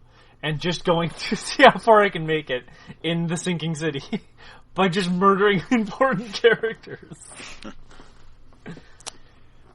Alright, I have to ask now, do you have the option to shoot this guy? I mean, you have the option to kind of shoot anybody. Right. I'll explain how I know that later. So that's not necessarily true because I cannot kill Thorgmartin. No, you cannot kill Throgmartin. I tried. So I saved. So when I finished, monkey face. when I finished this section, I saved my game and I said, "Okay, I'm going to pull out my gun." And so I tried to shoot him. It wouldn't work. I tried to shoot his bodyguards. It wouldn't work. But there was two women that were crying next to the coffin. I could shoot them. And you lose all your sanity when you shoot somebody. And then the police come. I did not. Oh, so wow. I'll explain how that happened after. Yeah. So anyway. And the police come. Just like real life. Yeah. And they just shoot me and I died. And that was it. So, so he's like, look, they went nuts. The diving crew never came back. Well, there was one guy who came back. And he's like, well, we never saw him. So obviously he floated to shore, got picked up by the fishermen. There you go. Now we come full circle. So, all right, well, where was this expedition? He's like, dude, if you want it, the coordinates are on my logbook. Where's your logbook at? I don't know. They took me into surgery and took all my stuff with me. So I don't know where it's at. It's got to be down there somewhere. So got to go downstairs, find the logbook. Yeah, this was the piece I missed, and it messed me up later because I did the whole next section, and then got stuck because I didn't have the logbook. Wow, how did you find out where the place was? Because the logbook told me where the place was. Yeah, no, he's saying he went and got the diving suit. Yeah, I went and got the diving suit. But didn't have the logbook. Yeah. Oh, gotcha. And so I was stuck because I looked it up and it said, "Oh yeah, there should be a marker exactly where you need to go." I'm like, "There's no marker." And then, I don't know. I had been throughout the hospital. I guess I didn't realize the basement looked like surgery. Because I had that. If you look on the wall, Yep. There's a sign in the hospital. It says 2 and above or whatever is patients. Floor 1 is Admissions, and then basement is storage/surgery. Yep. Yeah, makes sense. I mean, I knew it was here, but I came here and left, and I'm like, I don't want to trek all the way back across this map to figure out if it's there or not. But Right. yeah, I kind of messed myself up a little by missing this logbook. So, yeah. So there's 2 things we got to do. You got to go get a diving suit, which is relatively easy. Not if you went too far. What do you mean? Missed what street it was on, and I just read the streets that it was between. And if you go 1 street further, it's in between the in between street is like a very dangerous flooded. section. No, not the one you need to be on is flooded. Right. The one I was on was not flooded and filled with monsters. Oh, Gotcha. And I was like, I don't remember where this is. I remember I had a hard time finding it the first time. There's a lot of monsters. This doesn't seem right. yeah. And then I went back, looked at the evidence, and I'm like, oh, God damn. 2 streets over, because I'd already gone down another street, at where the 2 roads intersect. I'm like, oh, for fuck's sake. Run back down the street, get in the boat. I'm like, all right, I'm out. Then I walk in, and I'm like, fuck, yeah, this is the place. Yep. Yep. Got a diving suit. And using the logbook, I'm able to find out exactly where they went and dove at. Go back to the pier and take a boat to the diving location. I get there and, well, we just jump on down. Yeah, I don't like how they're like, and walk around for a little bit before you dive. Like, just dive me. Fucking, I don't need the setup. Yeah, especially because there's nothing else to do there. This whole thing feels like it Walk up the stairs, dive load. Yep. Cool. So we now go into an underwater section. And here's where the nopes start, everybody. Yep. Anthony is now in horror territory. I don't like deep water in real life. Why aren't more horror games set underwater? That's where the worst part of Inside is the water sections. Okay? Yeah. Makes me think of Sphere. Trapped underwater. I don't like the idea of being trapped underwater. I don't like things in the water. That's where I'd rather be trapped in an air bubble at the bottom of the ocean if I knew nothing else lived in it. But the darkness hides too many things, and I just don't like it. Don't trust them. Yeah, giant and then squid. You see whatever it is. It's not a giant squid that floats by. It's something. Yeah, that was an awesome... Right. Just seeing that floating out there, I was like, holy shit, that is terrifying. And then your sanity that starts doesn't to belong decrease. in the ocean. And then if you look down, there's like another one. When you're crossing the bridge or whatever, there's other tentacles down there. Yeah. It's like, alright. Yeah. This is a lot of nope. And then I started to lose sanity. I picked up the harpoon gun, but never equipped it. Yeah, I never used it. Because the tentacles just hit me as I was running. I'm like, I'm running out of sanity. And then you get to the glowing light. And then you're in an underwater cave.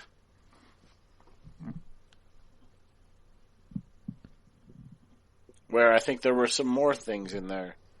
Some were certainly carvings, but I got all the way to the end of this section where you can take a picture, but then there was another platform over there, and it looked like there was something at the bottom of that platform. There is. It's a carving, though. Is that okay? That one. But it's so creepy looking. Yeah, it's just like a hand. The one... Yeah, it's a creature that's crawling up the side, yeah. Yeah. It's like a lot of... Again, the world design in this game is amazing. Like, when it's like, not just trying to put a building down so it has another block, even those are okay, but like, when they're handcrafting stuff, it's like, damn, that's fucking great. Yeah. So, we make it to this cave, and that's where we actually see what happened to the rest of the crew the diving expedition. There's one guy just stark raving mad. Yeah, as I say, they've all chosen their favorite characters from One Flew Over the Cuckoo's Nest, and they're playing them. So, role of a lifetime, which is going to end very soon, because I do, in fact, shoot everybody on my way out. Jesus. Oh, man. Yeah. I was like, yeah, the choice here is save them or let them die here. Well, I'm not letting them die here. I'm making them die here. Well, I let them die here, so... Bang, bang. Well, I just didn't want anybody to be able to go back and potentially save them. So my question is, if you were to pull out your gun and shoot all of them, could you go back to Thorkmerton and say, hey, go save your friends? I honestly don't know yet. We'll find out next. A little teaser for next time. Okay. So, yeah, everybody's went nuts. There's this pedestal, and there was obviously something there, using Looks the like mind's a big eye. Conch shell. Yeah. Almost, yeah. There's a dead Innsmouther with a medallion around his neck. It's been stabbed in the chest, I think. There's what else was there? Oh, the diving suits had been stabbed and cut, so they couldn't return to the surface. Yep. And then, yeah, there's just a bunch of crazy people. Yeah. So, piecing together what happened, there was obviously some kind of a fight of some sort. And what we gather is that the guys got the jump on them. They snuck in and as ritual was happening, yeah. Yeah, attacked them and took both the artifact itself as well as the I guess, was she the head research? Yeah, I think she's the head research. I don't remember. I think they gave her a specific title or something. Professor Doe. Something. Doe. Yeah, that's what it was. Doe. Yeah. So they take her. And so, okay. Now we do have the choice. Do we save these people? Bang, bang. Or do we leave them to die? Got 3 or 4 bullets, however many people were in the room. Got enough for everybody. Hand them out like Halloween candy. Yeah, that I don't know. I returned back to the surface. So the first thing I saw... Go ahead. This is where I was like, okay, I don't remember what I'm supposed to be doing here. I have to look this up. The photographs. Yeah, I didn't know I was supposed to take a photograph. Yeah, you have to take a photograph of the medallion and the not Cthulhu statue, maybe Cthulhu statue. Yeah. So I knew the photograph of the guy because there's an icon that says there's no icon for me. I couldn't remember. Wow. And I forgot the camera existed. So yeah, there was an icon for the other one as well, Drew, but it was weirdly on top of the tripod. Yes, that was because the thing. if you step out of the way of the tripod, it doesn't work. Yes. Yeah. And that was a little weird. Yeah, I forgot about that, and I'm like, okay, I don't... Because you know what? Here's what I was remembering. I remembered that, like, there was a light... Again, it's been 2+ years, or almost 3 years of not playing this game.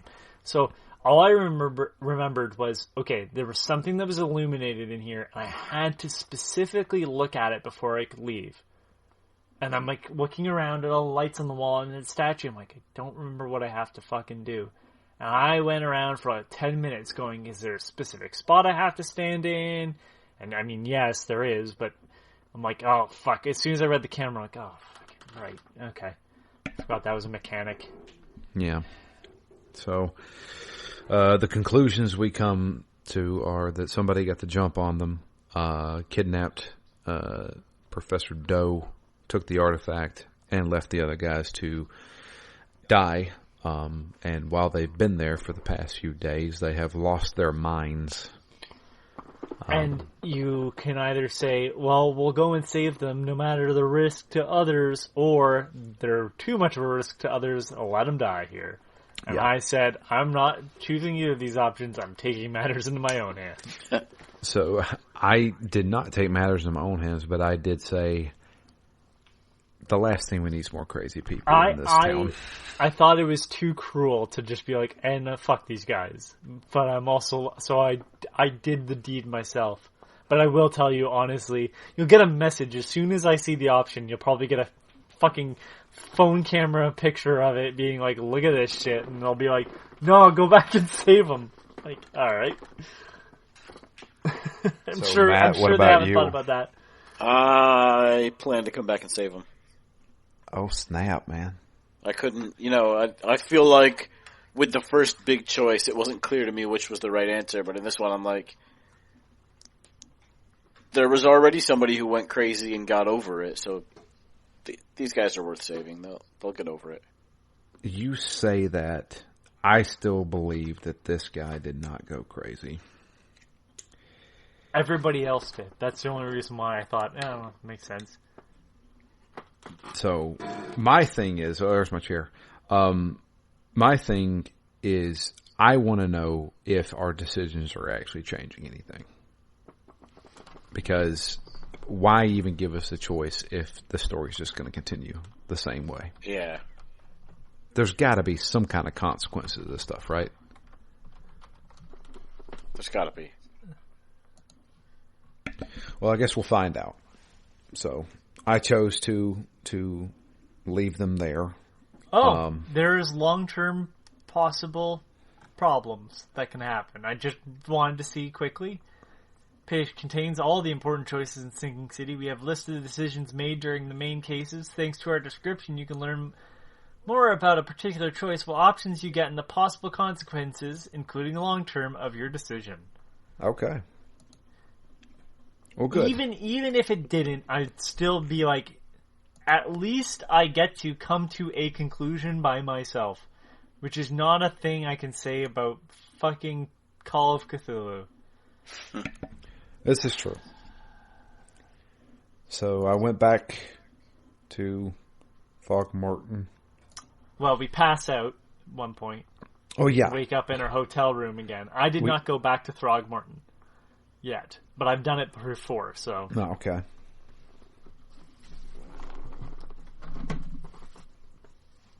Did I lose you? No, I said okay, and okay. Or sorry. I said I'd done it before, and you went okay, and then there was just silence, and I went. I think my internet was a little messed up because I was like, I'm not hearing anything. But yeah, so I did go back to Throgmorton, and he basically you confirmed your choice there. No, everybody's dead, or you need to go save these people. And then he points you into another direction, which we can save for next with his week. Monkey paw. That's right. So, and then that's where I saved the game, and then shot the two mourners at the funeral.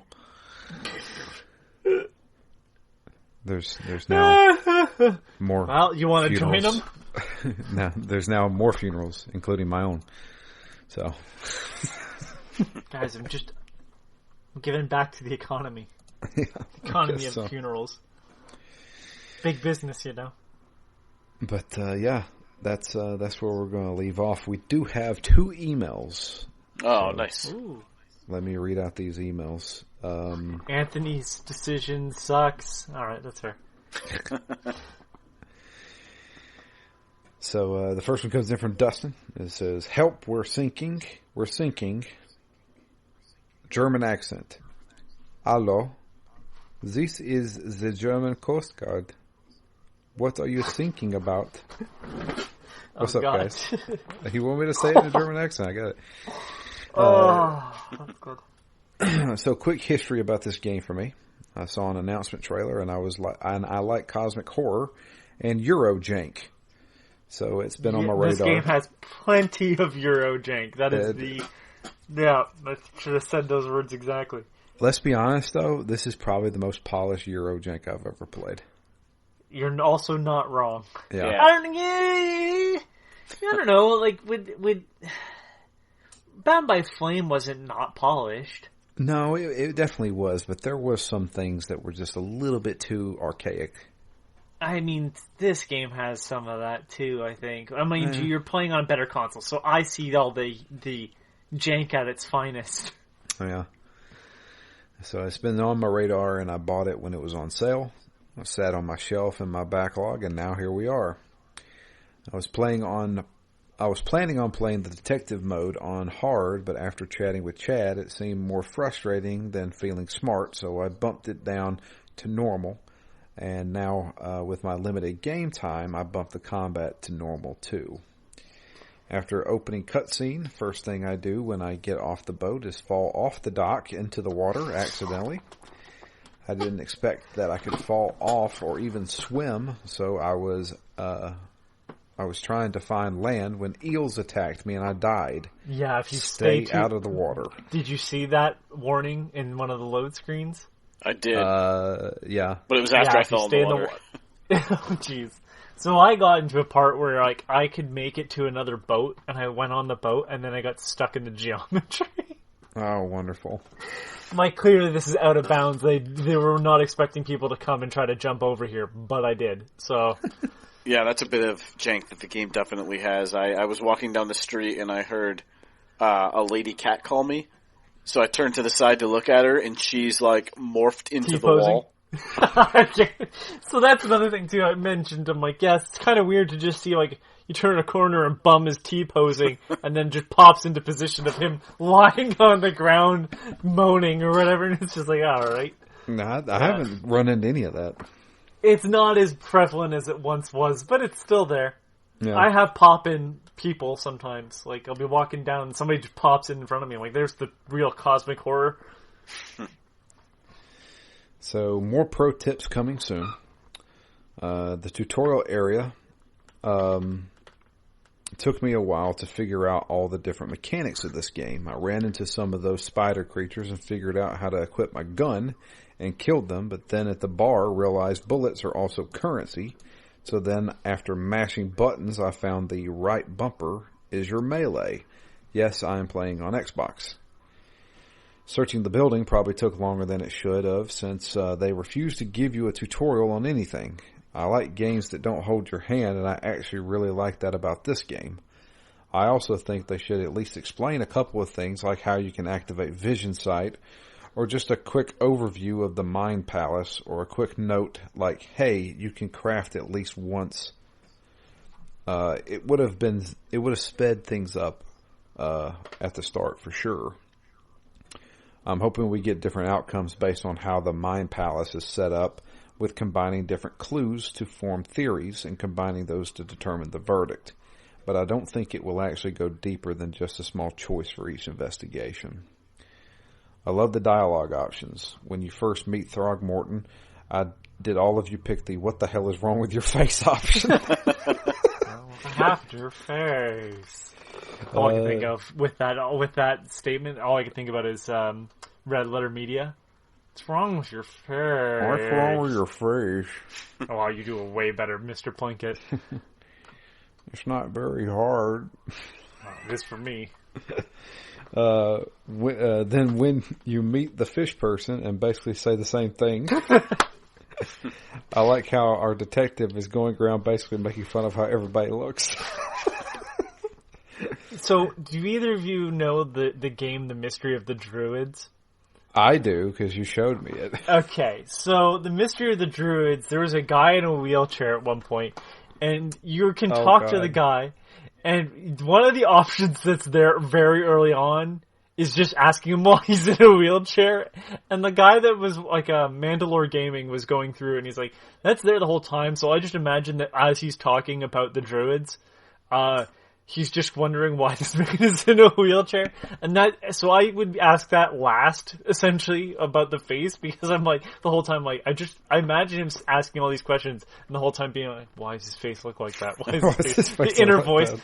Why does his face look like that? I don't get it. Why does he look like a fish? It's weird. Yeah. This man has an ape face. What do you do with an ape? What the fuck? Who is your dad? Sir, what disorder do you have? Speaking of our detective, I don't even know his name, but the character design is terrible. I like the character design. I think he fits into the world not a compliment to the design team, not a compliment to the fictional person. So, hang on. He says that saggy-ass backpack he's carrying around looks like he shit himself and is running around town. As soon as we got out of our hotel room, I changed clothes immediately. Yeah, I still need to do that. I'm still wearing the saggy backpack. I switched to the overcoat. It's nice. Going back to the intro investigation, I found the fish guy that killed the ape guy and ratted him out, so I'm sure he's a fish stick now. Maybe his name was Kanye. Okay, on to the real investigation. I'm liking how I have to read different objectives to get some obvious clues on where to go next, and to get and to actually look at the map for crossroads instead of a stupid marker pointing me to where to go next. When I get to the destination, it's not so obvious what I have to do. I feel like I'm actually being a sleuth in what I'm doing, like cross-referencing newspapers or tracking down a hospital patient with a specific wound. I'm rather enjoying this game. It's giving me enough without being frustrating. It's also like when you're using your cosmic vision or whatever you call it, you start hearing weird sounds around your environment randomly and get visions of different creatures that may or may not spawn that I usually run away from to save bullets. The part of the game... The ones that spawn that are shadows only take one hit from the shovel. Yeah. To get rid of. But they still hurt you. But I think if you stay long enough, they do spawn a real one. If I'm correct.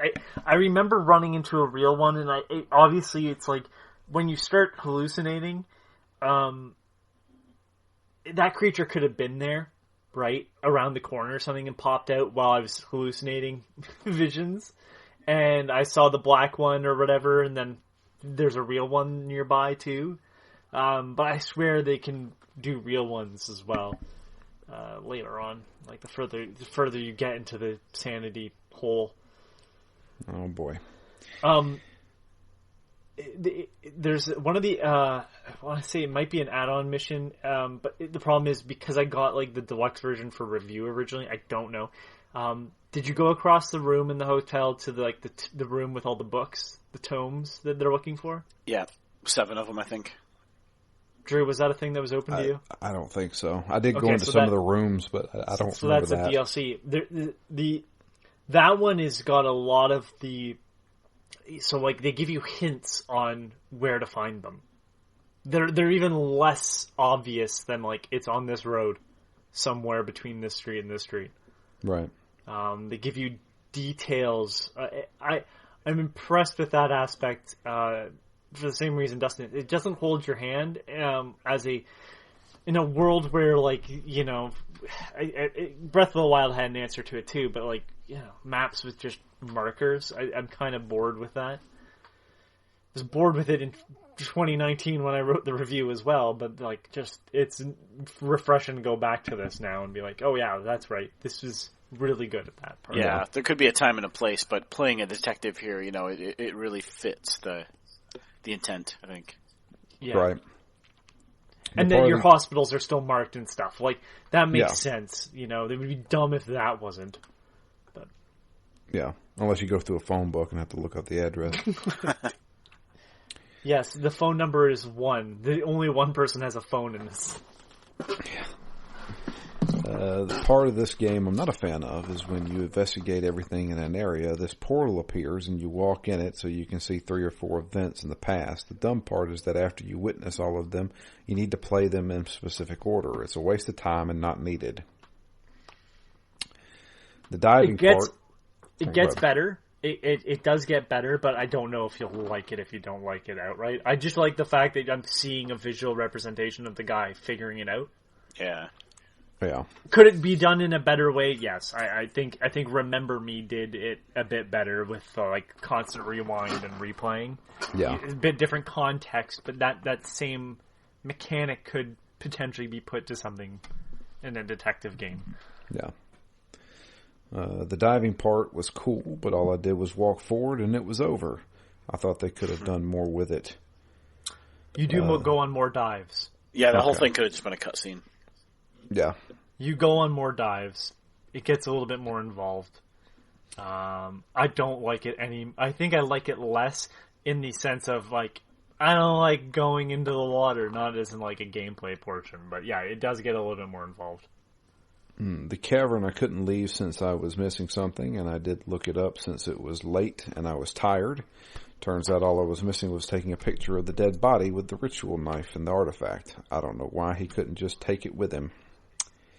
Yeah, I kind of thought he would pick it up. I never even thought about that. Oh, go ahead. Oh. I never even thought about that. Why couldn't he just pick up the fucking medallion? And bring it with him. Yeah. There you go. There's your perfect physical evidence. Let's see here. Do any of you guys... these fingerprints on it. Yeah. Do any of you guys scuba dive? I highly recommend it.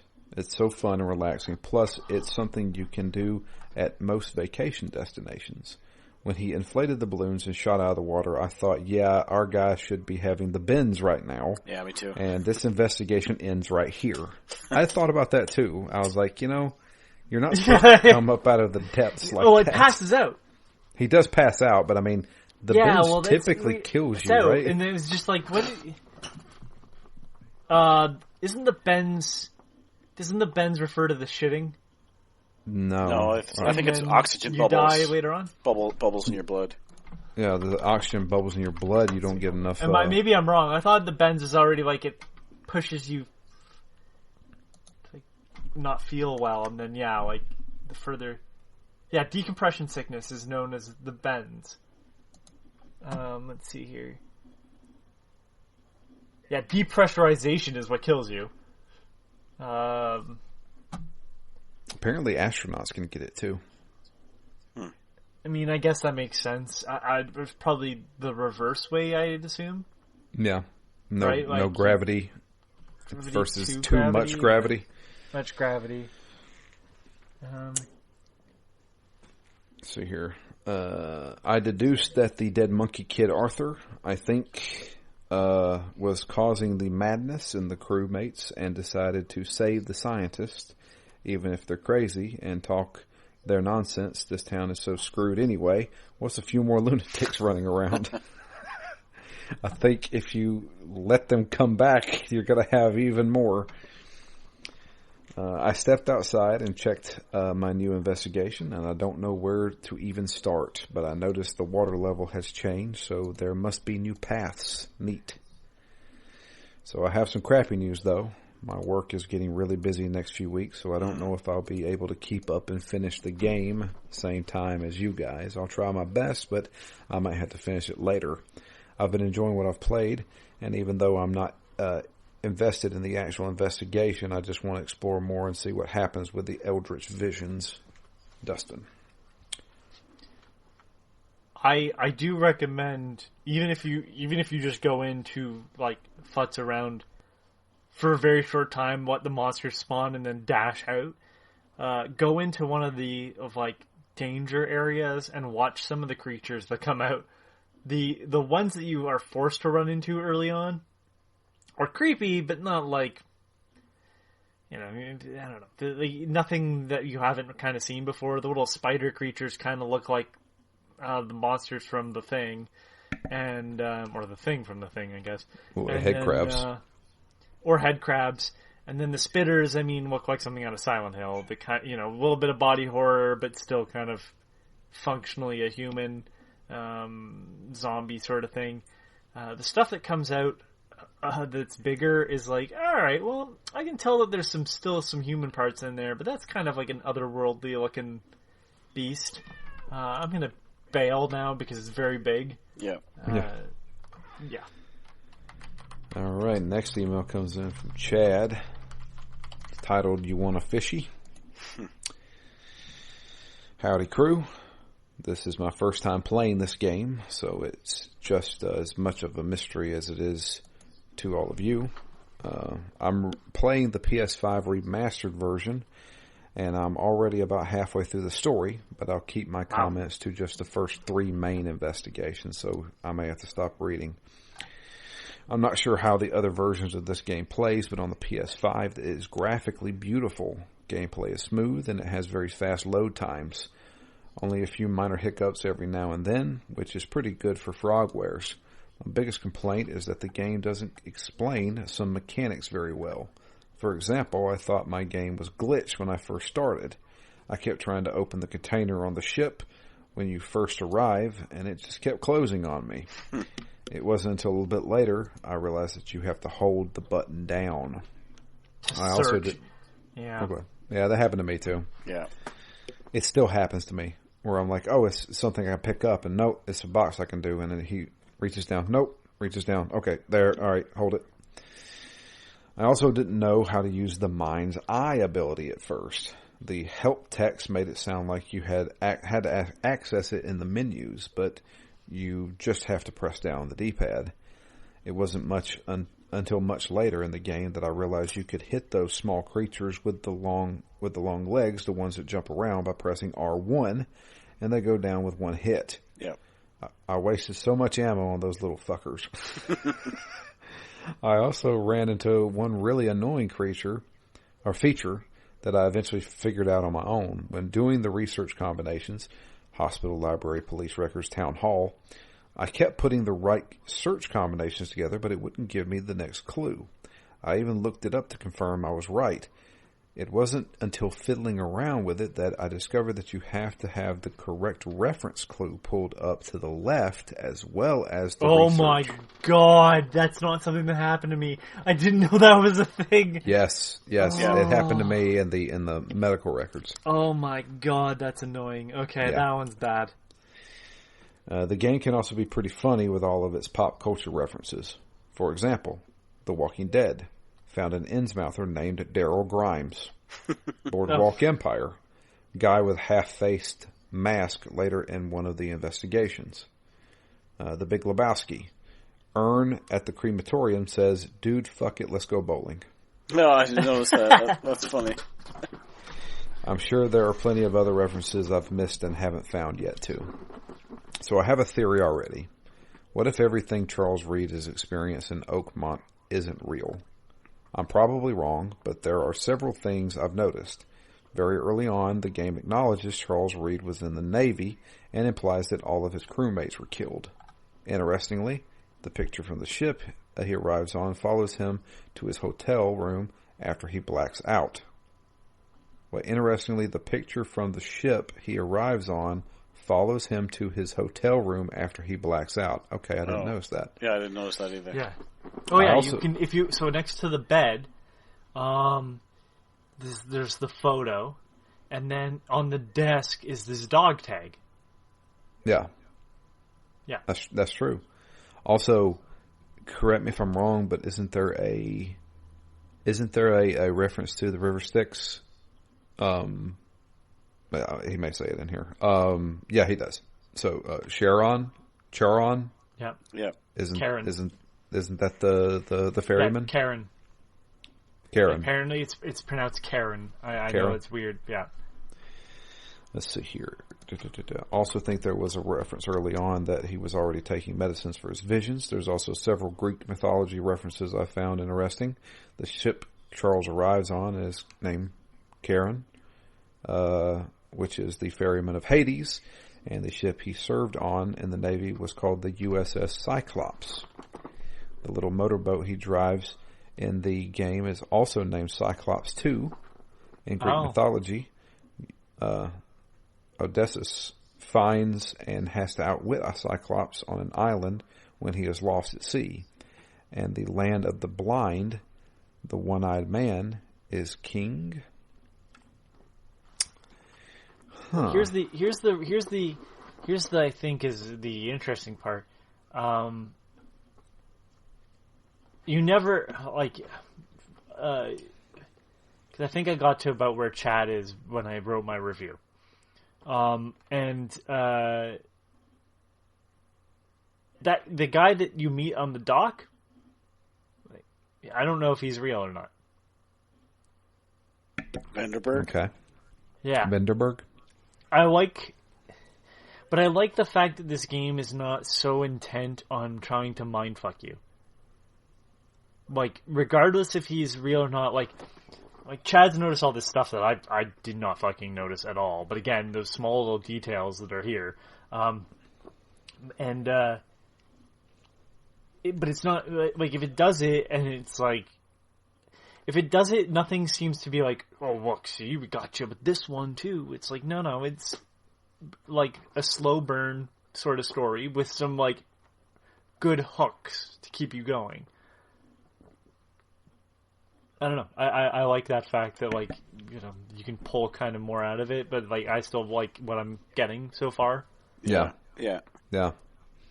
What if Charles is the sole survivor from his ship when serving in the Navy, and he is actually a patient in a mental hospital suffering from PTSD or infected by Cthulhu after being lost at sea, and everything in this game is playing out in his own mind?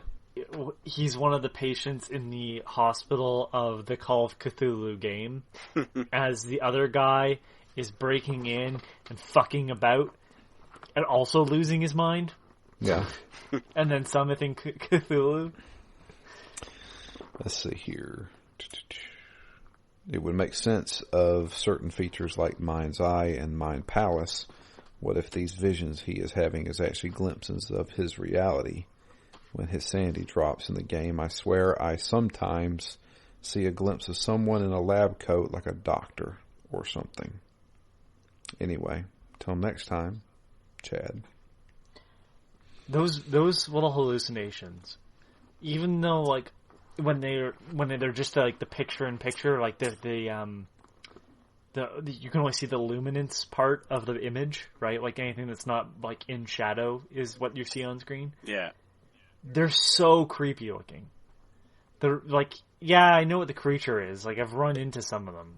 But they're way creepier when they show up as a vision, because there's so much detail, and they're right in your face. And they're blocking part of the image, and it's like, it's a small thing. Yeah. Is it as detailed as Eternal Darkness? No. And it's just coming at you in a different way. Like, you expect enemies to, like, come up out of the ground or come around a corner. Yeah. You don't expect them right in your face automatically.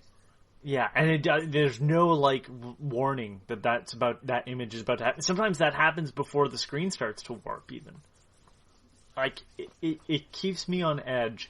When I wrote my review for this game, I said it was going to be a cult hit, and unfortunately, I just don't think it ever... Like, I don't hear a lot of people talk about this game. Yeah.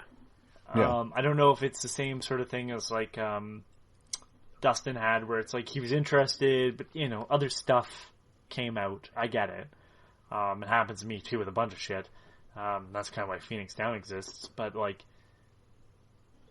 I'm just surprised people don't talk about this game, because it does, for the audience that's like, I don't want hand holding, which is a fine thing. I mean, this game offers both.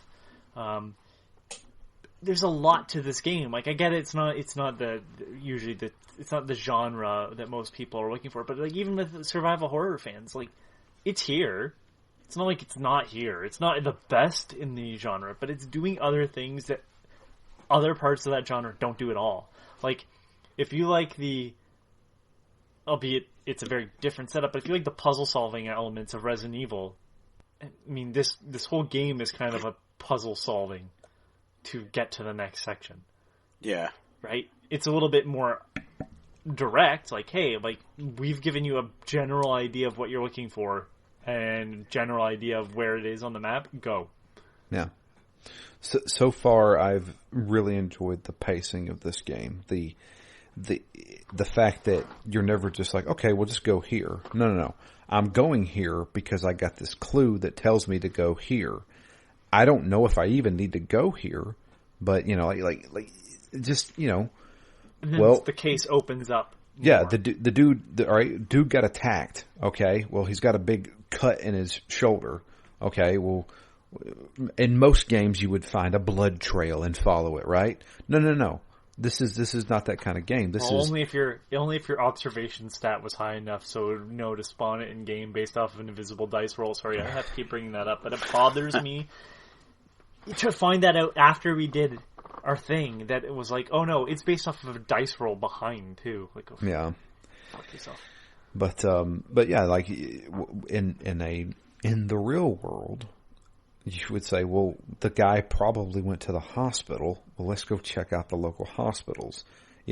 So it's constantly giving you a path to go to based on real world stuff. You know what I mean? So it's like, and it's not a floating arrow. Yeah, it's telling a good story. And I'm enjoying it so far. I'm actually really liking this. But, sorry. The one thing I hope doesn't happen is what Chad said. I hope that this is. I feel like that would be a cop out. I feel like it'd be a cop out if it was just St. Elsewhere all over again. Oh, St. Elsewhere! I had to explain that to somebody the other day because I make that joke all the time with people. I'm like, yeah, this is just in the mind of an autistic child looking at a snow globe. Yeah, or I'm like, what? It's an ending to St. Elsewhere. There's another show, Newhart. Yeah, but Newhart's seems almost like a parody of St. Elsewhere. I don't know which one came first, but Newhart was like smart about it because it's self-referential to his previous show. True. So you're like, oh, I guess that makes sense that he was playing the same character essentially. Yeah. He was playing Bob Newhart in both. So, like, okay. But like St. Elsewhere, it's like, But I mean, they're the first, and it's just like we look back on it now and go, "Fucking good lord." Yeah, I don't know. I just don't want it to be like, oh, it's all in somebody's head. If you earn it, fine. I'm always okay with them earning it. I do not like though that there's been this whole thing like we just kind of threw it at you last moment. It's all in his brain. Like, okay. I don't want to spoil the game. There's a game that I played that I enjoyed up until that moment, and they revealed that it was all in his head. We'll talk off air. There's a game there's a game you and I both love that has a bit of that element in it. Drew, what's that? I'll write it in chat. Okay. And the only reason why is because I just don't want to spoil it for people. Oh yeah. Right, so it's like again, but that earned it. But that's what I'm saying though. If this game goes that direction and earns it, I go okay. Yeah, I could see. If this game builds up to something, fails to pay off, and chooses that as its answer, though, then I go fuck. Then I say go fuck yourself. Like you wasted my time. The It's All a Dream ending. It can be very well done. It can also be done in a way that makes you go, is this the dream? Right? I know that Realms of the Haunting, spoiler alert for a game no one's going to play nowadays because it doesn't run very well in modern stuff. It's a janky, old first-person shooter / horror game with full motion cutscenes. The end of that game is like, was it a dream? I don't know. And it's just like, okay, this is like it's vague on it. I appreciate that fact, but like otherwise, it's like this isn't a great way to end this either. So it depends on how this goes. I prefer it not to because I want to see you go outside of that. Yeah, it's kind of the cliche more than anything. Yeah. But I'm glad everybody's liking it. I was worried that I gave this game a good score, and we're going to go back to it, and everybody's going to be like, this game sucks. And I'll be like, all right, maybe I was by myself on this one. No, I'm digging the hell out of this game. And I really like the main character. I think, like, I'm drawn to outside-of-the-box characters. Right. And you could say, well, he's a detective. It's really... Yeah, but he's a detective. He kind of admits that he's broken as a human being. He's never chipper. He's sarcastic, but when he's sarcastic, he's dry. It doesn't come off of that. It doesn't come off with the same wit. You know what I mean? Like, it doesn't seem like it's just a line coming out. And then all the characters he meets are either, like, super normal but highly deformed, or, like, well, I guess everybody's highly deformed, or it's like, oh, this is a person, and something's wrong with them. Yeah. Well, there you go. We'll wrap it up here. 2 hours. Wow. Okay. Well, that's the reason why I said only the first dive. There's a lot to go on story-wise, and I knew we were going to talk about mechanics, so... Yeah. But, yeah, if you would like to send us an email, it is drew@ztgd.com. You can also tweet to us. I am at DMLFury. Matt is at REMGS. Anthony doesn't have a Twitter anymore. Deleted. He deleted it. And the podcast itself is at ZTGD Phoenix Down. But yeah, that's going to be it for us this week. If you are following along with us, or if you want to pick it up, it's on sale on multiple platforms right now. I highly suggest. And at the price, like under $20, this is a steal. Yes, absolutely. Especially if you like old adventure games. And definitely under $8. Oh fuck yeah! If it's under $8, you talk about bang for your buck. Yeah, you get it in the first case alone. Yeah, no, that's good. But yeah, please send us those emails. We'll read them out on the show. But we appreciate both of the listeners who did send in. Keep them coming. But that's going to be it for us. Until next time, I am Drew. And I'm Matt. And I'm Anthony, and I'm drowning. In the sinking city. Bam. We're gonna throw out a little lifesaver for you, Anthony. But in the meantime, follow me, set me free. We will both escape from the sinking city. Oh God, no! On that note, we're gonna get out of here. We'll catch you guys next week with the continuation of the sinking city.